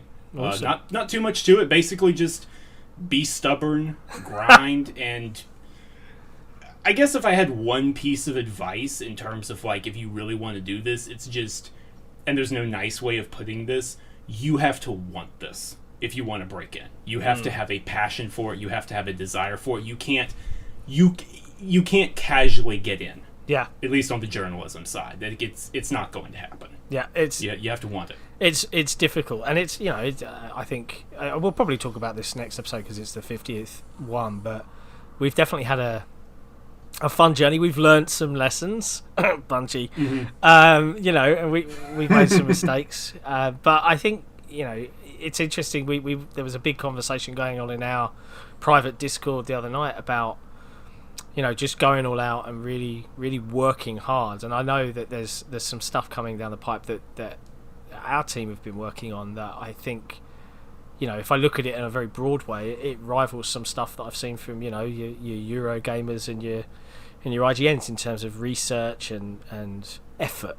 So yeah, it's been fun. But no, it's awesome that you've managed to kind of blend that computer science background so you can understand a bit of the tech that sometimes goes on behind a lot of the consoles that are built, and use that to also write, right? It gives you a pretty unique viewpoint, so it must be useful. Do you plan on going back to that? Computer science? It's one of those things where it's like, I mean, I'll do it, but I love what I do. Like, I don't know, I'm sure I could, just bluntly speaking, I'm sure if I could work hard at that and make more money, I could make a lot of money as an engineer, but like, I'm genuinely happy working with the people that I work with, writing what I write about. As many headaches as it can give you from time to time, I legitimately love this industry. And I legitimately love reporting on it and talking to people and building those connections, and that kind of stuff takes time. Yeah. That kind of stuff, like the people, small T's here that I haven't really talked about publicly. There's something I'm working on that has taken a lot of research and a lot of effort talking to developers, and it's like some of these people, I started talking to them back in 2015, 2016, when I had barely written anything, and it's just, that's how long it takes to, you can't muscle your way in. You know what I mean? Like, you have to have a respect for it. There is a certain amount of respect, and, hey, I like what you are doing, talk to me about it. Like, have conversations, understand what developers or anyone working on the other side of the industry is doing. I don't know. It's fascinating. Yeah. I have had DMs replied to a year later. I believe it. I believe it. I believe it. So, yeah, sometimes they're not ignoring. They're just, we're dealing with very, very, very busy people. Yeah. That just... Yeah, they have to prioritise where they need to prioritise. Yep. But it's definitely, I can 100% agree with you. It's a fascinating industry to be in, especially at that kind of, that higher level where you kind of see and hear some of the conversations that are going around. It's no wonder so many people clamour on fake insiders like that Shpeshal Ed guy. Like, they just eat that stuff up because it's fascinating to hear about this stuff, because the games industry is so secretive comparatively to others. Brutally secretive. It's fascinating. To its detriment. Yeah. I understand part of it. This is a whole tangent. Bear with me. It's fine. I'm sorry. Roll with but it. Like, it's a good one. I see the arguments from like people who are like, no, you should do the MCU slate type thing where you see everything coming. It's like, guys, it's not that easy. I've had people get like furious at me in the Discord actually for saying this, but I'm dead serious here. More can go wrong making a game than in any big Hollywood production. Way more can go wrong. Yep. Games are just, it's a very different industry. And on the whole fake insider thing, I guess that would be my other big piece of advice. If you want to make it here, shut up. like seriously, like, shut up. Just keep your mouth shut, and slowly silence draws the truth out. If people notice that you never talk about anything, like me, then, things trickle in every now and again. Yeah. Just, that's how it works. Yep, it's an interesting one. So, we're going to dive into now the community questions. Now, there may be some interesting things here. Our community is pretty broad. Expect about 12 acquisition questions, which we'll skip. Of course. But before I do that, we have to give a shout out to our patrons who really help us out. And I want to give them a special shout out this week. So before I click the button, a little story. This week, I upgraded the back-end servers for XboxEra's forums. We started off with something fairly basic because we did not know how big it would grow and how frequently people would post. Suffice to say, it blew past our expectations. The reason we made it was because we felt genuinely that overall the Xbox community perhaps was a little bit underserved. In terms of somewhere where they, there just wasn't constant trolling. We had our own ideas about what moderation would be. We employed tools on our forums to allow for the community to moderate. So, you see the traditional thing in most forums, a troll comes in, posts a load of nonsense. In our community, it's been flagged, it immediately just disappears from the conversation. It's gone. All right, now no one can keep quoting it, it's just gone. And it works, but the servers were lagging. So Thursday night, I was like, here's an alert, everyone, forums are going down at 8:30. I'm going to do an upgrade, expect downtime up to 2 hours. And I sat myself in, and I was like, right. And for those that don't know, I am not some whiz kid knows Ubuntu and how to program or anything. I'm doing this using a combination of Google and hope. And I built the sequence of events out in my head. I was like, right, I know what I'm resizing my server to. I know the process for doing it. I know the costs, and I wrote it all down for myself. But then I was getting pinged whilst I'm doing this about other things to do with the site. And this is what happened. I clicked power off. I powered it off successfully. At this point, I should have downloaded my backup off of the forum and taken a snapshot of the image before I did the resize. I just completely forgot those two steps and just clicked resize. And there was a 15 minutes that were probably the worst in my life for the last couple of years, where I watched the bar slowly fill, thinking, is everything corrupted? Have I just wiped out the last however many months of forum activity that the community have invested? Have I ruined everything for everyone? There was a long 15 minutes. Okay. It was all okay. So, but the reason I wanted to mention that is that whole being able to invest to that degree, because the server now is one beefy, future-proofed thing. I don't think we'll need an upgrade for a significant period of time. That is down to our patrons, because without their support, we wouldn't be able to do the stuff that we do. So all of them, love you all, but particularly our tier 2s and 3s, Scarecrow121, Torn Raptor, Naughty and Shadowgasm, Blaster Based, Big M Iced Coffee Milk, VK Andrew, Sewing Shade, K, Not Jack, Keris, and Crazy Spaz. Crazy Spaz. He said to me, that's how you I know. I asked. I know. Crazy Spaz. I had a moment where I was like, I know. I just saw the word. But seriously, you guys, thank you. It's really appreciated, because this was a pipe dream 2 years ago, so it's really cool to be able to do this. And without further ado, I shall hand the microphone over to you, Mr. Shpeshal Ed, and you can kick us off with some community questions. Brace yourself, Sam. The Patreon. Okay, Keris is first. Keris is first? Okay, strap in. Keris. Here we go. Okay. She weaves a tail. It's not that bad. Okay, good morning, Sick. Good morning, Samuel. And good morning, Nick. I considered now this is, I believe this next part's in brackets, and I'm pretty sure it's a rude thing aimed at me. I considered calling you Other One rather than Panel Member 2 or Sub Co-Host, but thought better of it since you read out the questions. I am thinking that, though. Thanks for that. Simple one this week. I played Medium and found it not perfect, but a reasonable game, and a perfect length to enjoy over a few nights. It also scared the knickers off of us, so we won't be touching it again. Leading me to my question, this week in the form of a haiku. Find all notes by end?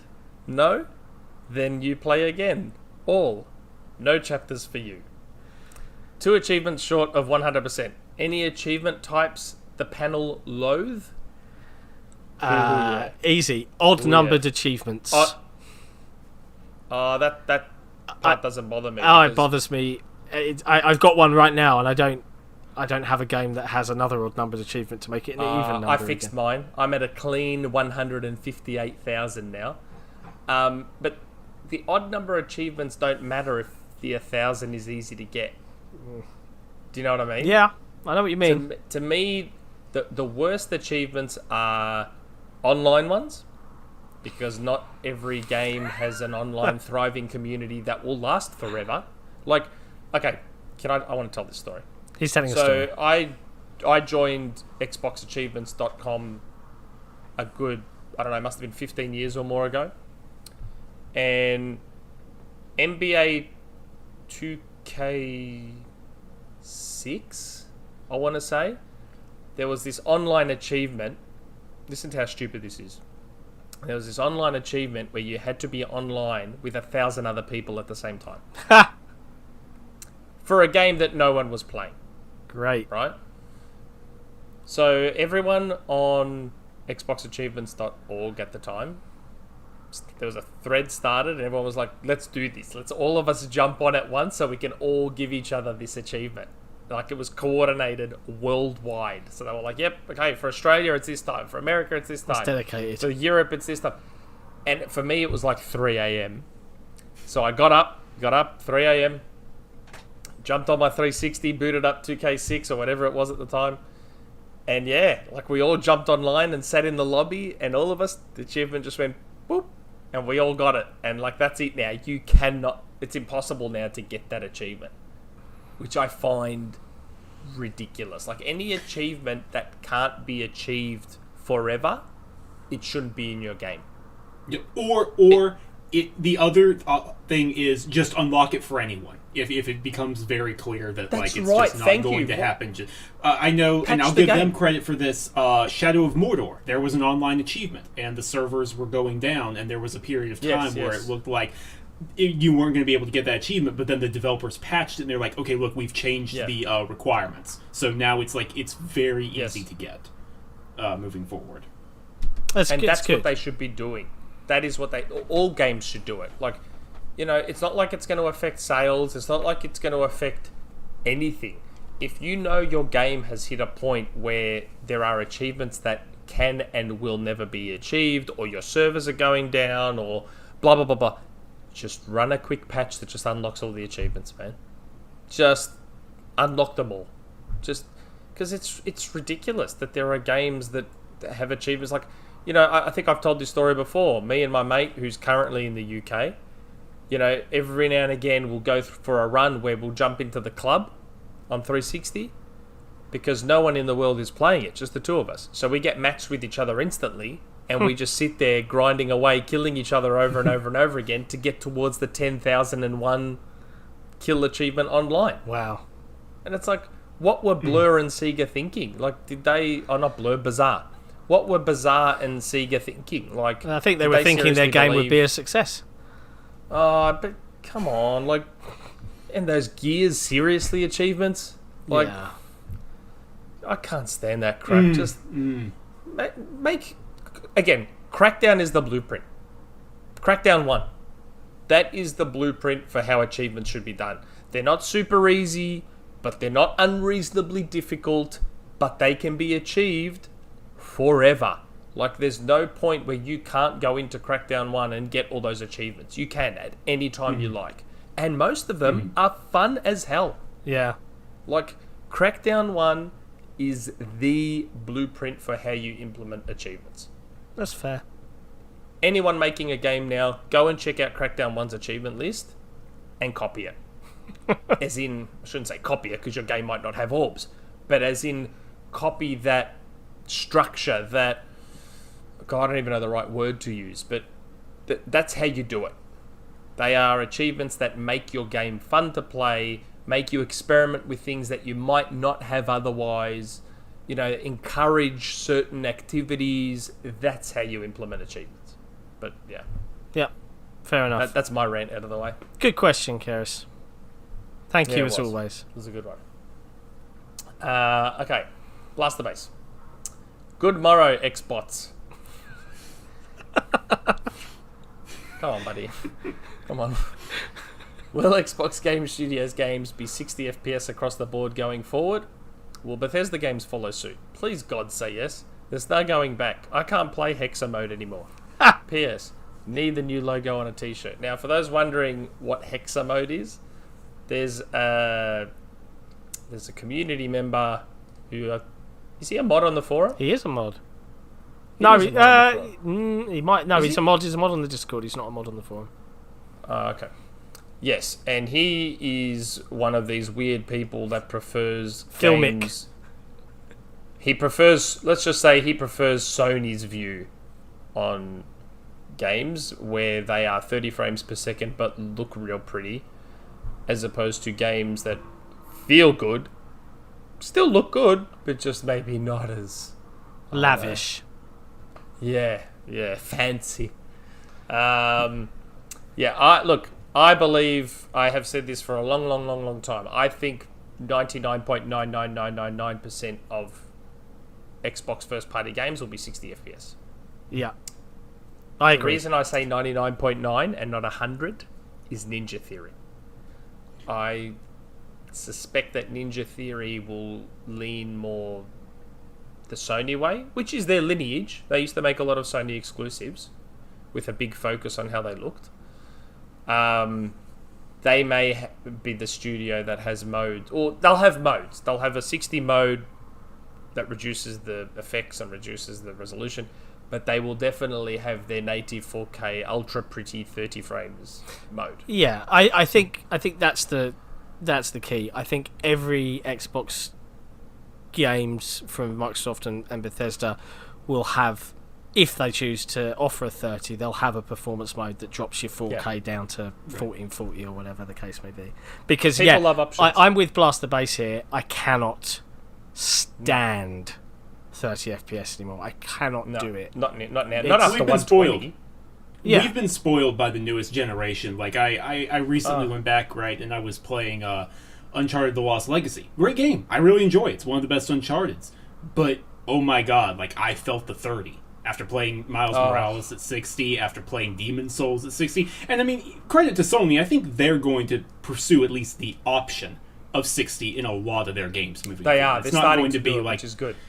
Yeah, like Horizon Forbidden West is going to have a 60 FPS option. The next God of War will have a 60 FPS option. I hope so. But I hope so. oh god, 30 FPS just it doesn't feel as good. It's painful. It does not It's feel painful. as good. Yeah. It's horrible. It is legitimately. It's legitimately like I remember. I used to make fun of people that called 30 a slideshow. I used to be like, "Calm down, man." I came from the old era, and I used to love 64 games that ran at like 4 FPS. Like, just calm down with 30 being a slideshow. But after now playing like Ori at 120, Rocket League at 120, Fortnite at 120, like already so many games are playing at 120, and even sometimes 60 can be a bit funny, let alone 30, which honestly, I don't like throwing this word around, but 30 is really bordering on unplayable now for me. It's like not quite there, but it's not far away. It's just It's definitely not the best option. Definitely not. Yeah. good question. Next question? Yep. Do we go on to the next question? Okay. Proven. Hello, panel. Dude, come on. Sony had a pretty busy week last week with PSVR 2, the Jade Raymond studio investment, and the Evo acquisition. Do you think this was smartly timed after the Bethesda acquisition, or just one big coincidence? Jeff Grubb made a joke on Twitter about this, saying that Jim Ryan said, "I don't care what it is, just buy something," which seemed to make a few people upset. That was a pretty funny tweet. It was a funny tweet. And you should have seen some of the reactions on Resetera to that tweet. On the same topic, I have always been under the impression that Sony would invest in creators like Jade Raymond and invest in smaller teams and help turn them into AAA developers rather than spend a lot of money on a publisher. Obviously, if Sony felt like they needed to buy someone big to compete, they could figure it out. But I also see it being a challenge for them to financially compete with Xbox, Tencent, Embracer Group, etc. Jim Ryan always talks about organic growth and growing partnerships. I wonder if that is an internal philosophy at Sony or just PR speak to hide the fact that they can't justify spending billions on developers bidding against the richer companies. What do you guys think? That is a lot of questions. That is not just one question. Look, sorry. They have a tendency to do this. Ultimately, Sony will be buying probably more studios, and they'll probably stick to studios because the problem is, it's not that Sony can't afford a publisher. They can. They can technically afford a publisher. They can afford Sega, they can afford Capcom, they can afford Ubisoft, they can afford, I don't know, whoever. There's quite a lot of publishers Sony can afford. Here's the problem. the publishers Sony can afford aren't private. They're public, which means if Sony shows interest, others get involved. And what Sony can't afford is a bidding war. Because once you start a bidding war with Microsoft or Tencent or, God forbid, Apple, they got no chance once that starts. So they have to go stick to the smaller studios, which I'm 98% sure they will continue doing. Like, Blue Point's a no-brainer. Housemarque is probably a no-brainer. And there might be another one that people aren't expecting, like some Japanese developer. Like, okay, so they money-hatted Street Fighter V. They've now gone Harvey's on Evo. It does appear like they're trying to lock down the fighting game scene. Maybe there's a Japanese fighting game developer that they're looking at too. Like, who are they? I don't even know. Who are the fighting game developers out there in Japan? A lot of them I could not pronounce the name, and that's not disrespect. It's just not, yeah. They're not in my purview. Is Arxis one of them or something like that? God, I don't even know if Arc System Works or whoever they are. Are they? Sure. Oh yeah, they're the guys that do Guilty Gear. Right. Maybe they look at someone like Arxis Works or whatever they are, and buy the Guilty Gear developer, so they lock down Guilty Gear, and maybe they money hat Street Fighter 6. It looks like that's Sony saying, okay, we can't afford to get to war with Microsoft and Tencent and Apple and Facebook and all them. That's out of our league now. Let's find our niche. Let's find our little avenue and stick to it. Let's lock down the fighting game scene because that's never going to go away. Mm-hmm. That's just my opinion. I don't know, because like I said, they can afford publishers, but they can't afford a bidding war for those publishers. That's the thing. Yeah, no, I would in broad strokes, I would agree with that. I do think that, like, sometimes in their enthusiasm, I think Xbox fans get a little carried away with the idea that, like, oh, Microsoft will definitely counter. It's like, yo, Sony nearly got Leyu. Tencent intervened there, not Microsoft. Microsoft was not going to lift a finger if that happened. No. So, like, you need to keep that in mind. Just Microsoft can and Microsoft will there's a gulf between them. Yeah, right? absolutely. They're going to do... you please, for the love of God, keep that in mind moving forward. But, like, in broad strokes, I agree with what Nick is saying. Like, Sony's going to stick to what works. They haven't really needed to buff up their first party yet. Maybe a time comes in the future when they will. I do not think they will be in a position, at least for the time being, where they need a publisher added onto their stable. More teams, yeah, like Blue Point, sure. Housemarque, pile them on. Like, even maybe expanding some of their teams. And on the other side, people get a little carried away assuming that, like, Naughty Dog is going to make 3 games at once this generation. It's like, no, y'all, that's not what it means. But, like, you can staff up and, increase the production pipeline. You can have a strong support pipeline, which is something Sony does really well. You have San Mateo, you have the visual arts groups, you have that new team in Malaysia. They're not making their own games. They're making it faster for Insomniac to make games. They're making Guerrilla. There are devs at Guerrilla who have, like, with pride said, we don't make assets. We make games. Because they have other teams, that, like, put the assets together, and then that makes the production pipeline for them a lot faster. That's a very long-winded way of me saying I don't think Sony needs a publisher. At least for the time being. And as for I think there was another part to that question as well, where it was like, is this news like a coincidence? The or timing. Response? Probably somewhere in the middle.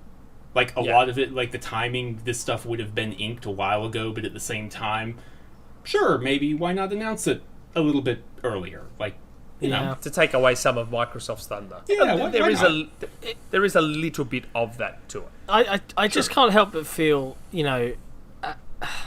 that Xbox fans, because of Microsoft's own doing, of making an event out of acquisitions, of making and I get why they did that, right? They had to. They had to. They were being destroyed from a first party perspective, and Phil's like, I want to make ours an industry leading one. Here's how I'm going to do it, and I totally get. But my problem with that, and it's not a knock on the people that enjoy discussing acquisitions, right? It is fun to theorize and strategize and daydream about what this could mean and what that could mean. 9 times out of 10, you're not going to hear a peep until you see it announced. Like, honestly, that's just fact. You can infer, you can see a rumor and think, yeah, that makes sense. But I think Xbox fans in general need to step away from constantly demanding, acquisitions and like, oh, let's destroy the opposition. How about we actually see some fruits of the labor of these acquisitions? How about we see some new games? How about let Microsoft... Bethesda is huge, right? And they're not even going to be folded in.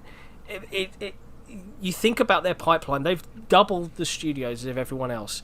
I don't think they need anyone else right now. Now, that's not to say that they're not going to see some amazing team and think, we need to lock this down.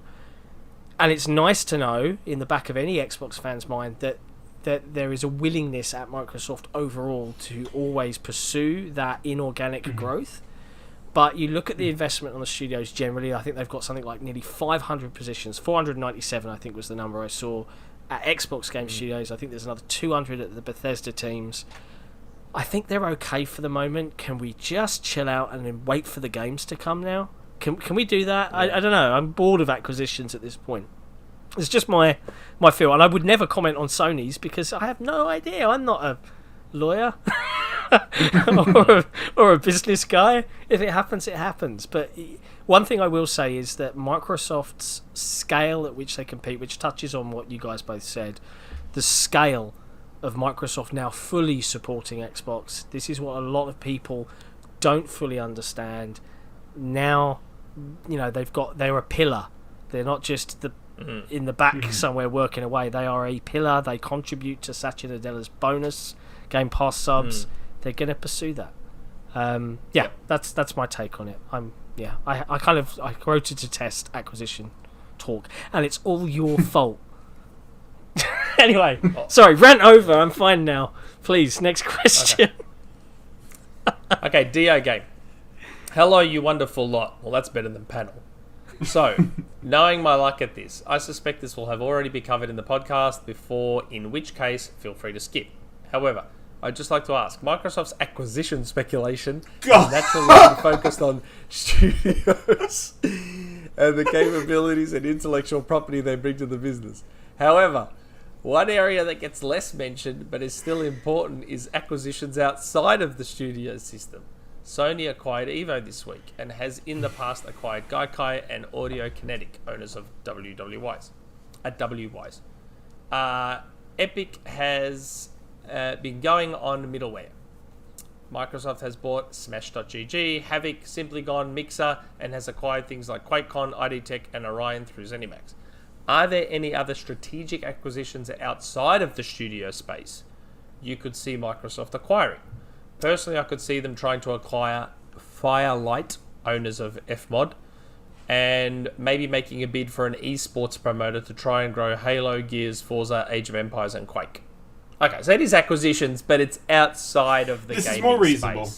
This is more reasonable. I forgive you, dear game. All right, this is a more nuanced question about technology acquisitions to further game development, and I will allow it. Kind of like how Epic keeps buying all these other little pieces to click onto Unreal Engine. Mm-hmm. It's smart. It's really smart. I wonder if Microsoft will... So they now own ID Tech, which is an incredible engine. Orion. They have... Orion, the streaming tech. They have intimated... Like, they've sort of mentioned ID Tech a lot as something going forward. So I do wonder, now that they own an engine that is almost right up there with... I shouldn't say up there with Unreal, but... It is a very well-optimized, high-performance engine. And I wonder if Microsoft will start to look at buying those little pieces to bulk up ID Tech. Well, they already have, right? If memory serves, they bought Havok back in the day. But that was before that. That was before all that, but that's... I'm talking now post-ID... People forget about PlayFab a lot. Yeah. Like, I wonder now that they own ID Tech, do they start like Unreal or Epic and start to look at these smaller companies that have technology that can enhance ID Tech further, which then maybe leads to ID Tech being used as their main engine going forward, so they don't keep paying Epic all this money for all the games they're using their engine for. I don't know. I'm just speculating here. So I think it's, if you don't mind me just jumping in here, I think it's interesting. No. It's a very interesting question. I think unfortunately it just depends on information we don't have and we can't have in terms of what are they going to do with id Tech. I've seen like Jez, has very openly suggested they could license id Tech out as part of Microsoft Game Stack, and I see it like that makes sense. Developers would trip over themselves trying to pay for id Tech 7. We said that a while back. At the same time, what happens if they keep it exclusive? What happens if that becomes a very, like, this is how we can gain the advantage is really the wrong way of saying it, but I don't have another way of saying it this time. How can we elevate our teams? Phil openly said at the roundtable, he wants id Software to collaborate with 343 and the Coalition. I have a feeling 343 more than the Coalition, just a personal guess, in terms of, sharing that stuff and figuring stuff out and optimizing. That could be very high performant. That could be a very good way to elevate Xbox and Bethesda as a whole. So I don't know. It's very interesting whatever they choose to do with it, and they won't lose either way. That's what I'll choose to say. Because don't forget about ID Tech or id Tech. It's a really good engine at doing open world stuff at 60 FPS. Mm-hmm. Just throwing it out there. I mean, Rage 1... And it can be used in third person. A modified version of it is what runs The Evil Within and The Evil Within 2. Yep. Wow. I don't know if either of you played Rage, but Rage 1 on 360 and PS3 on an older version of id Tech was an open world first person shooter running at 60 FPS. Mega textures. And it was using dynamic resolution. It was like one of the first games to use dynamic resolution as well. Like it's good tech. It's really, really good. Yeah, they look gorgeous. I can't wait to see what's next. You mentioned when you were playing the Doom Eternal DLC Part 2, whatever it's called. And I don't want to spoil it, but there was a definitive end to a character arc, should we say? Would any of you guys really like to see, a Quake reboot in a similar form? Like, that sounds really interesting to me. But Quake 2 style. I want it to be a more narrative, single player thing like Quake 2. Yeah. To be clear, I don't think they're done with Doom. They're done with this current story in Doom.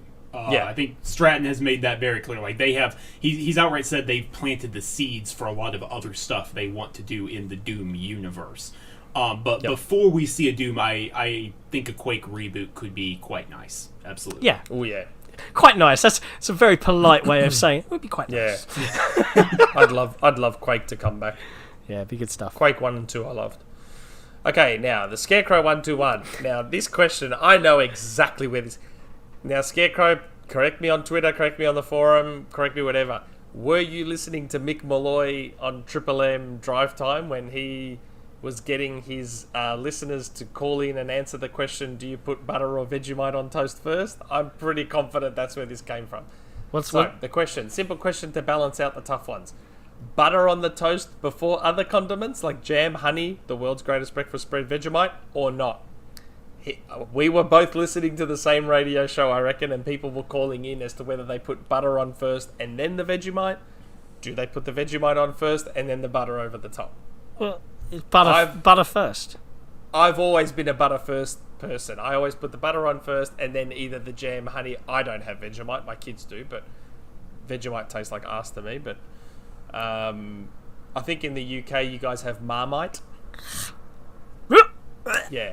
It's basically, Marmite is UK Vegemite, effectively. Understood. Yeah, it's gross. A lot of people claim that putting the butter on second sort of blunts that real harsh, bitter flavour of it. I've never tried it myself. I'm also a big Nutella guy. Don't need butter with Nutella. Yeah, it depends on the condiment. But yeah. Butter first. What about you, Sam? I don't care what you're putting on your toast. It better be butter first. Yeah. Or I'm judging you. I'm looking at you side-eyed. Yeah, that's fair. And the funny thing is, there's probably no reason for putting the butter first. I think it's just the way it's always been done, so that's how we do it. Well, okay, but if you put cinnamon sugar on your toast, like I like cinnamon sugar toast. I don't eat toast a lot, but when I do, it's usually cinnamon sugar. That matters, because then the butter isn't just coating it and making it weird. It sticks to the butter that you've put on the toast. And that's so, like, fair. I would argue it matters then, for sure. Good. Yeah. Your I think it would matter. and your Vegemites and all your ites, okay, whatever, sure. And I think it would matter with honey. I don't think you can put honey first and then butter over the top Yeah, of it. it just sounds odd. The butter kind of, it kind of has to go first there. But you know what, guys? Just have Nutella. Nutella's great. Yeah, I like these kind of questions, by the way. They're a lot more fun than acquisition questions. More of this, please. We will be acquiring Nutella in the future. Yes. I will DM Phil and say, hey, you want to acquire something cool, you buy Nutella. Nutella's great. Okay. That's it for the Patreon. That's all the Patreon questions. Now, can you cherry pick? Let's cherry pick now. I don't think there's that many. That's always your answer, and then there's 20. I know, but like I got the tweet out really late. Like I only did it like late yesterday. So I don't think everyone's had a lot of time to ask questions. Okay, all right. Here's an interesting question on the forum. Opachi. Hello, dear panel. And Sam. Sam from Windows Central. Anyway, my question for this week is, what's your favourite Pokemon and why? That's it. Have a nice day, panel. Hope I see you next week. Back, panel. Saying panel a lot, jerk off. What's your favourite Pokemon and why? I don't keep up with the new Pokemon. I only know the Gen 1 Pokemon. I don't know enough. So, like, I don't know. Boring answer, Pikachu, Charizard. I don't know enough about Pokemon. Not anymore. I used to be into it, not anymore. Okay, Squirtle. just throwing out a random answer without any thought. No, because I always used to laugh at the way he said his name. Oh, Squirtle? Was it like Squirtle? Squirtle? Like, that's the only reason. There you go. That's why, Squirtle. This is going to get me in so much trouble. Pokemon Sword was the first Pokemon game I ever played. Did Jez make you at gunpoint? Wow. No, I contribute because we were covering on iMore. Like, iMore is where we do all our Nintendo coverage. I was like, yeah, sure, I'll chip in on Pokemon, and I got Pokemon Sword. So my answer is going to be Sobble, because I don't know what happened. Yeah. I just kept pressing use water gun with Sobble, and it kept on working. That was the entire game. I just pressed use water gun, use water gun, use water gun, and I won. So yeah, go Sobble, go water gun. Yeah. I do like that rabbit one from Pokemon Score Shield Bunny? and Sword. Score Bunny, yeah, I like him. He's cool. He, she, Score Bunny is cool. I'm with Even Rand. That's not the one I picked. I picked the monkey.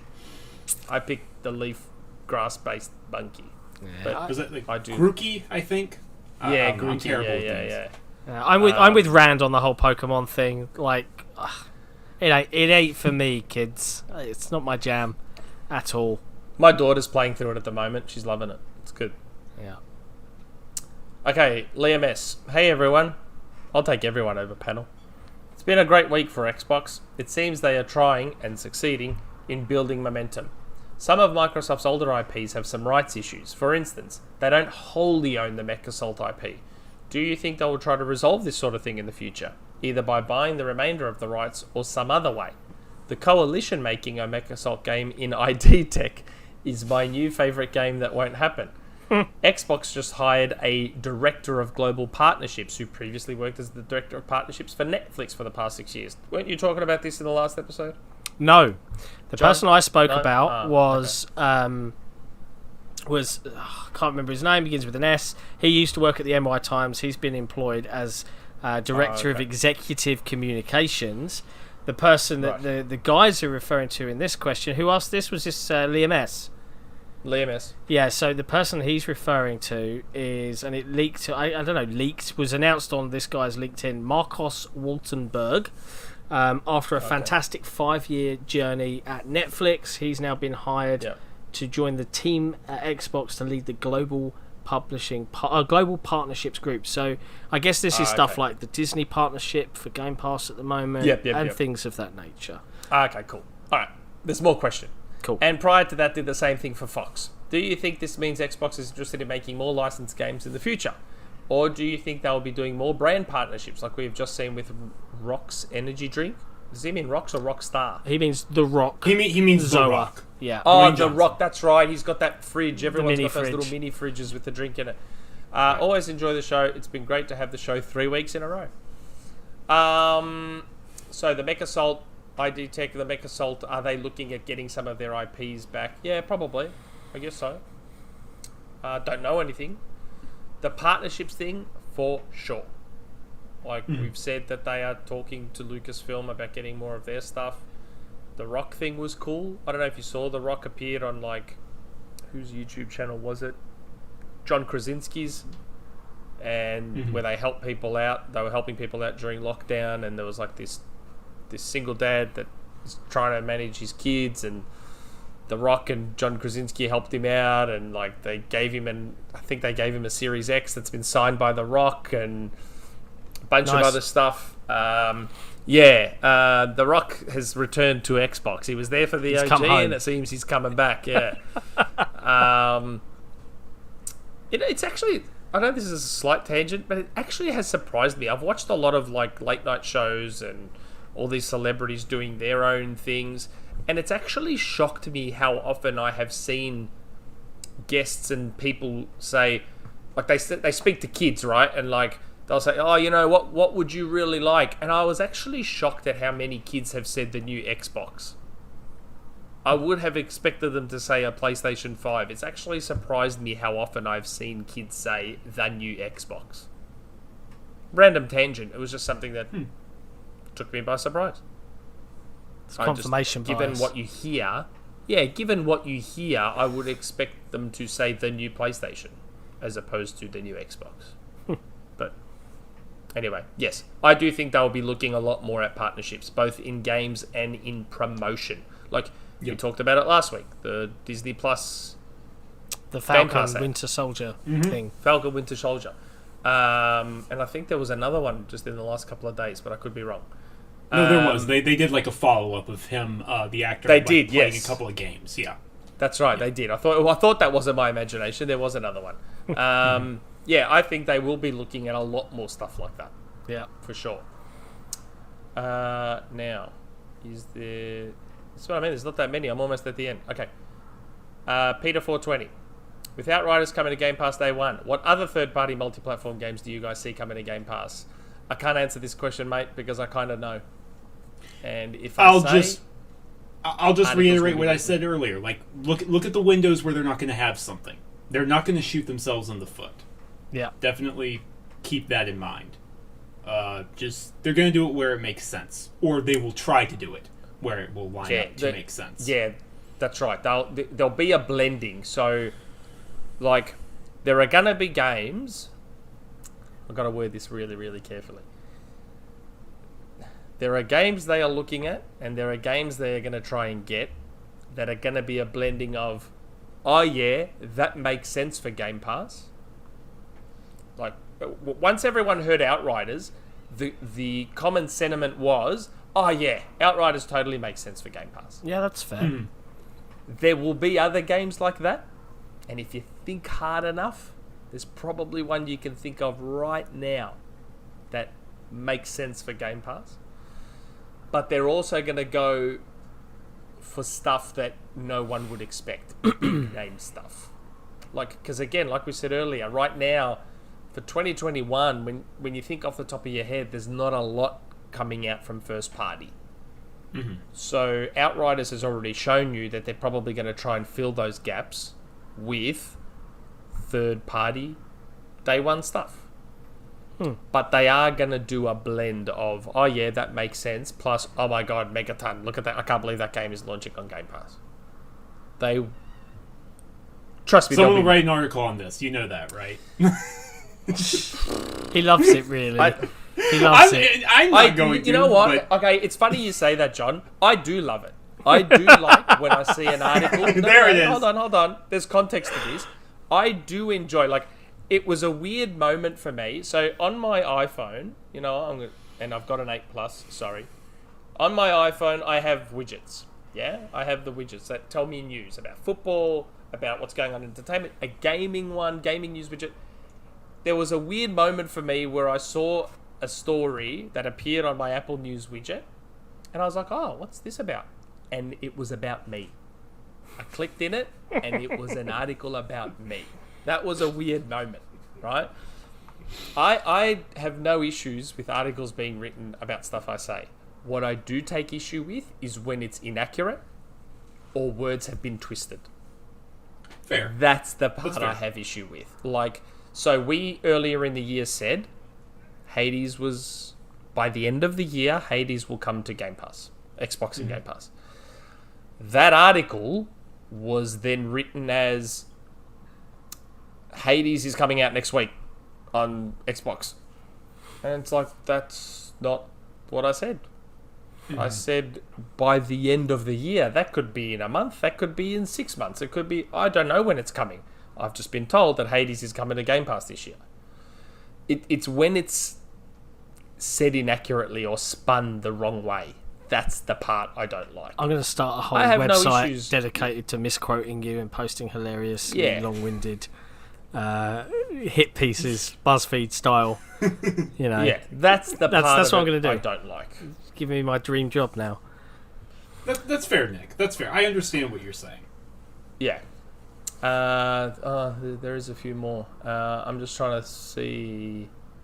There's only 4 on Twitter, by the way. Oh, is there? Oh, that's okay then. All right. So I'm going to read Beast Mode's question because that's something we haven't really been asked, and he also says something nice about me, so that's why I want to read his. Beast Mode 10. Brad Sams recently showed a video for the Surface Duo with an update for xCloud. Did you guys see how they basically turned a Surface Duo into a DS? Yep. The twin screen setup just seems so perfect for a handheld form factor, where the controls changed per game from Killer Instinct to Gears to Minecraft. Do you think a handheld version of an Xbox is likely, 3DS style or even the Switch style? In one of our forums, we were debating that an ARM emulation of either the 1S or the Series S should be a possibility at some point. Damn. Love the podcast as always. And to Shpeshal Ed, screw the haters, man, who keep calling you fake insider. We all love you here. I think you should hit back and call yourself the one true fakest insider with the right leaks. No, they'll my never God. produce a dedicated handheld because xCloud There's exists. no need to. There's no need to. xCloud basically exists so they don't have to do that. You've got the Razer Kishi, you've got the Surface Duo. I think Beast Mode is right. In so much as lean into the Surface Duo. You want to sell that product? No. Well, they want to sell Surface Duos. Yeah, they so might, why but not it's give? not that great. Give the Surface Duo that premium attention. So really put a lot of work into those touch controls and the DS style thing and all that. So that's what I'm referring to. Like you're trying to sell xCloud, but you also want to sell Surface Duos. So give the Surface Duo the best xCloud experience on the market. Yes, but I would never pay premiums for touch controls for gaming. Yeah. I just wouldn't, because Yeah. it's not as good as a real controller.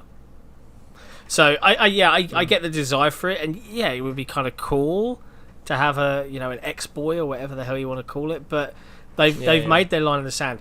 Let me put it a different way. Microsoft nearly lost Xbox entirely because their first party output was dire. Are you telling me now, before we've even seen any of the games coming out, you want to split development team and have them pursue stuff like VR and this lower powered version and all of this when they haven't even realised this version of their first party? Does any Xbox gamer really want that? I would wage no when you think about it in that context. No way.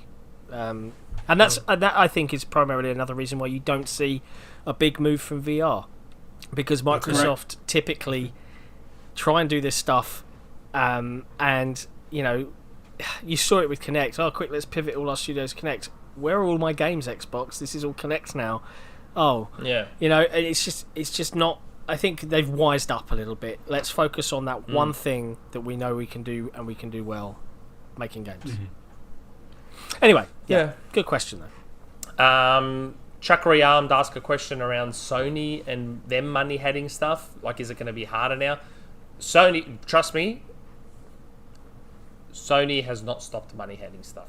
I hate the Doing phrase this. money hat because it But implies it is like they are. What's coming up? It is. They are money hats.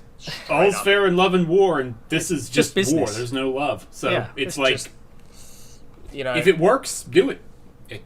Sony just needs to be careful in so much as they kind of started this. So they set their money heading Deathloop. They set their money heading Ghostwire. They tried to money hat Starfield. Look what happened. Microsoft turned around and said, "Oh, really?" and bought the publisher. Sony should be wary of future games they start money heading. Because Microsoft has told them that if you keep doing that, we're just going to buy the publisher. See, I don't know. I think that leans too much Just saying. towards it being like that's how a business would ever realistically. I know work. it's I know not. I'm being not saying that's how jokey. a business runs. I'm not saying that's how a business runs. But it's an open secret that part of this publisher spending was the impetus for that was Sony's money hatting. Do you know that there is one meme again? There's one meme I've seen where you see all these things going exclusive to Sony, and I can't remember what show it's from, but it's just like Phil's face sitting in that chair, and it says, "And I took that personally." Oh yeah, and I took that personally. Yes. The Michael Jordan one. That's the one. The Michael Thank Jordan you. meme. Yes, I like the Justice League one where it's like superimposed over Henry Cavill and Ben Affleck, Batman and Superman, where it's like how did you get Elder Scrolls back from Bethesda? Oh, I bought Bethesda. Like, I like that one. that one's good. Yeah, I love memes. Most of the time they're really fun. I'm not suggesting that's how Xbox runs their business, but again, there is an element of that in there. Yeah. Just don't ever forget that. So if I am aware of some more money hats coming, just they'll want to be wary that Microsoft don't just turn around and buy that publisher. I just got a question on the Patreon.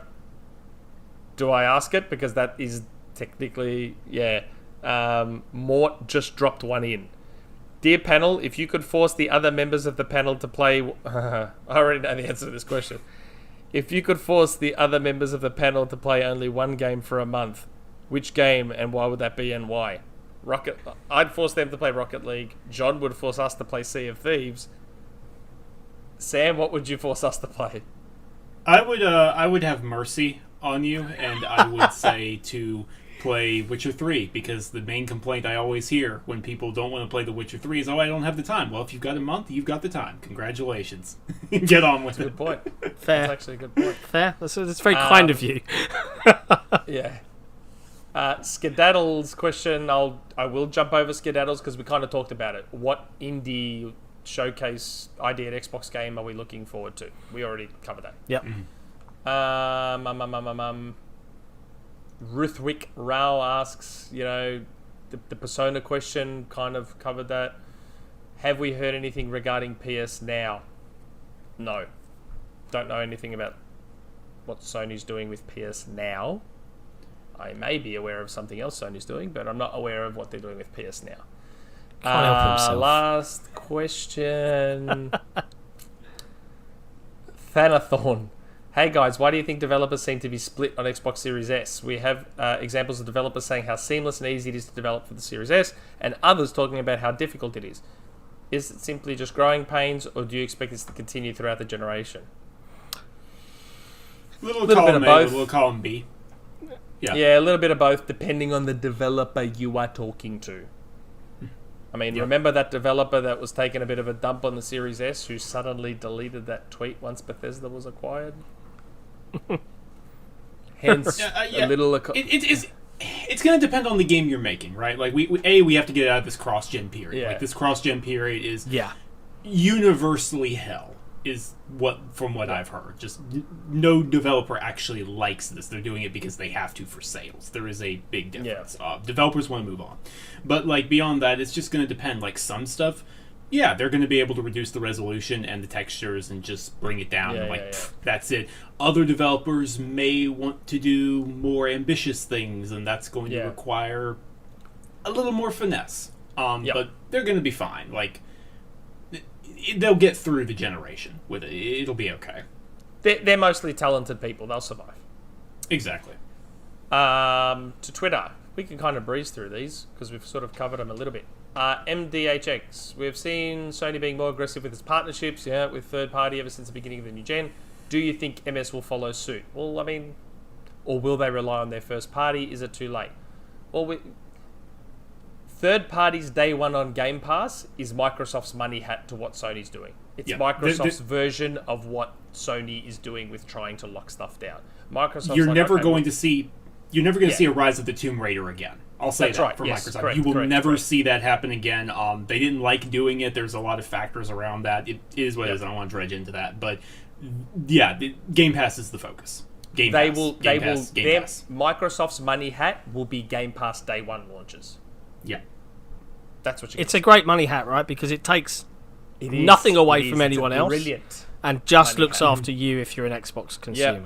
It's a brilliant money hat. It is a stroke of genius money hat because they're not locking it off Sony. Hey, you can buy it on. But if you want to spend $70, go for it. But if you like your money and you like keeping it, just subscribe to Game Pass and just play it on Xbox. Yeah. But anyway, okay. At Vinny UK, I played Anthem for the first time yesterday. Really now? And as much as I know about the game's issues, the transitions between flying, running, shooting, and melee combat are really fun. It is. It plays magically. What other games that you've played have had excellent concepts overshadowed by bigger issues? Well, for me, it is Anthem, because I like Anthem a lot. Man, I'm having to rack my brains here. Well, Sea of Thieves. You love Sea of Thieves, despite the horrible combat. It's not overshadowed by the horrible combat, though. Yes, Overshadowed is the key word here. Yeah. Overshadowed. Man. Kind of like a little on the nose because it's also a BioWare title, but Mass Effect Andromeda. That game has 10,000 issues. The combat is not one of them. The combat is the best of the Mass Effect series. Without question, not up for debate. The way progression works, the way the combos work, the way the weapons feel is the best. And probably laid the groundwork for a lot of what you see in Anthem, honestly. But, just a shame about the rest of the game. Yeah, I honestly, I don't have an answer. I can't think of a game where I'm like, this is all really cool, but this is the worst thing ever, and it completely ruins the rest of it because of that.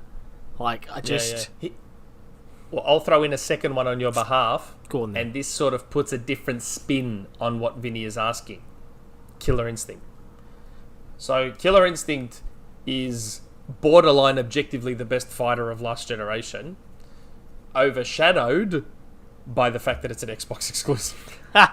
That's really stretching the definition of what was asked. That's why I said a different spin on what he's asking. It's not overshadowed by any issues per se, but like Killer Instinct is an incredible fighting game. Like, I've grown up a Street Fighter fanboy, and I even love Street Fighter 5. Killer Instinct is a better fighting game than Street Fighter. It's a better fighting game than all of them. And when you hear Double Helix and when you hear Iron Galaxy talk about what went into making that game and the science behind it, it makes you love the game even more. Like, it was already a great game. And really, it was overshadowed by the fact that it's an Xbox exclusive and nothing more. Nothing more. Okay, I know, I've got one. And people aren't going to like me for it because it's a cult classic. Sunset Overdrive. No! Sorry. No! Right, and I'll tell you why. I'll tell you for why. On Sea of Thieves all the time. I'll tell you for why. I loved the art design. I loved the platforming style. I loved everything about it. The edgy humor. I hated the defense sections, which were a key part of the game. Like, I'm going to sit here and I hated it. and it just put me off of playing the game. It's like when you play any game and it has a protect this dumb AI for 20 minutes. I hated it. An escort mission. Yeah, escort missions. They're like the thing. So that for me really soured my experience of Sunset Overdrive. I just wanted to go and play in the playground, a la Crackdown, Yeah, I know. and forcing me to do those missions, it just wasn't as much fun. So Sunset Overdrive is actually a good answer. It's one of the, like, I adore Sunset Overdrive, and yet at the same time I fully understand why people don't. And in my mind I was thinking, I've got a funny feeling this is going to turn people away, and then my brother was like, why is this? So I can take a step back, despite the fact that I love the game. I can take a step back and say that I can understand why people would find Sunset Overdrive exhausting. Like, it's a game that won't let you rest. It won't let you do things at your own pace. It forces you.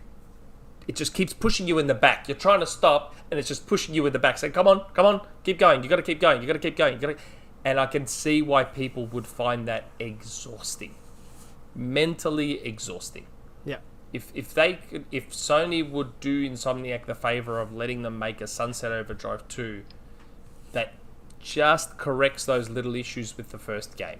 So just let people go and have fun, a la Crackdown. Let people, don't take out the multiplayer. No one played the multiplayer. Like, just there is a potential there for a Sunset Overdrive 2 to be amazing if Sony allows it. Hey, look, you just hit another one. State of Decay 2. Yeah. Yep. If the co-op had worked in the way that I like co-op games to work, i.e. we can go and build a survival base together, and what I do matters and what you do matters because it's our joint session, I would have played that. But as soon as it was like, you're a guest and you can't wander too far, you're on loan. It's 2005. I was like, I'm out. I just stopped. With State of Decay, I was more out at the fact that it was like a second job. Yeah, there was just too much micromanagement. Just streamline it a little. Every game is. I like it, but I get why people wouldn't. That's fair. For me, it was just like I started playing it. I gave it a go. I booted it up and I started playing it, and it was like, oh my god, the water. Oh my god, this person's sick. Oh my god, and I was like, oh, I don't want to worry about all this. Stop. I just want to go out, find some supplies, kill some zombies, and come back. Like, stop. If you guys want to play a game that makes you worry and makes you get up at 3 a.m. to plan a counter attack while everyone's asleep, it's a random tangent, but try Subterfuge on Android. It's probably on iOS as well. I don't know. I don't own an iPhone, but it's a multiplayer submarine tactical game that plays out in real time. So when you make a move, it matters. And there were people setting alarms when we played it, and there was a lot of betrayal because you can form sort of fake alliances. Yeah. But you could, wait for 3 a.m. and then send your fleet off, and you get like a 4-hour head start before they can react, and they might not be able to get out of it in time. It's brutal. Anyway, that sounds like tangent. Something I would not enjoy. Yeah, we only played it once. It was too serious, face. Alright, the next two questions we've basically covered, so we're done. J-Sing, Shadowrun RPG by Bethesda, Megasalt FPS by ID Tech, Crimson Skies by Machine Games. When? My point, is Xbox even exploring such ideas where abandoned IPs with huge potential are being explored to be brought back in-house? We have already seen one with Perfect Dark. We kind of just got that question earlier, we touched on it. I hope the so. Megasalt IP and... Yeah, I mean, They're we being hope explored, so. I mean, they aren't the focus. I would caution that Perfect Dark was a very particular situation with a very particular kind of studio head. Yeah. With Daryl's background, with what he was able to bring. I'm sure Phil would love Megasalt. I'm sure he would love Shadowrun. I just wouldn't count on it. That's I mean, everyone wants Banjo.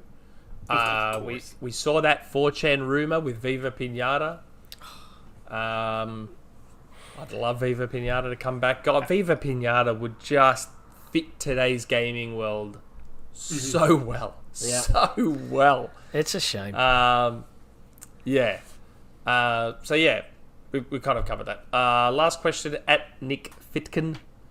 Any guesses out there for the ID at Xbox event?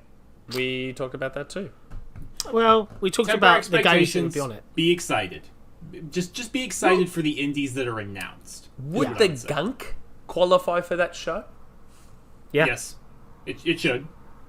That game looks I really think. cool. I think. Yeah. That game looks That's really the cool. SteamWorld devs, right? Right. Yes. That game looks really, really cool. The Yep. Gunk. Looking forward to that one. 12 minutes, man. I'm going to be all over that. Minutes. Can't wait. But Makes me excited. that's it. That's everything. Wow, boom. We did it. And we were kind of right when we started, Sam. We said probably 2 hours-ish, and you said, if you go a little bit over. We went a little bit over, but we're okay. Listen, absolute massive thanks to you for jumping on the show today. It's been a lot of fun. Thanks heaps. I hope you enjoyed yourself. Oh, dude, this has been an absolute blast. Thank y'all for having me. Absolutely. No worries. Anytime. Absolute Anytime. pleasure. Yeah, we'll definitely look to have you on again. For now, I guess as we get used to this weekly shindig, we should really try and bring these shows down to like an hour. But then Microsoft needs to stop announcing stuff. Yeah, I was about to Just say. chill out. News needs All to right? stop. But we'll see you. We'll see you next time for the 50th episode of the XboxEra podcast. Yeah. Until then, much Please love. like and subscribe. All of that shit. And we'll see you next time. Adios, Ciao for everyone. now.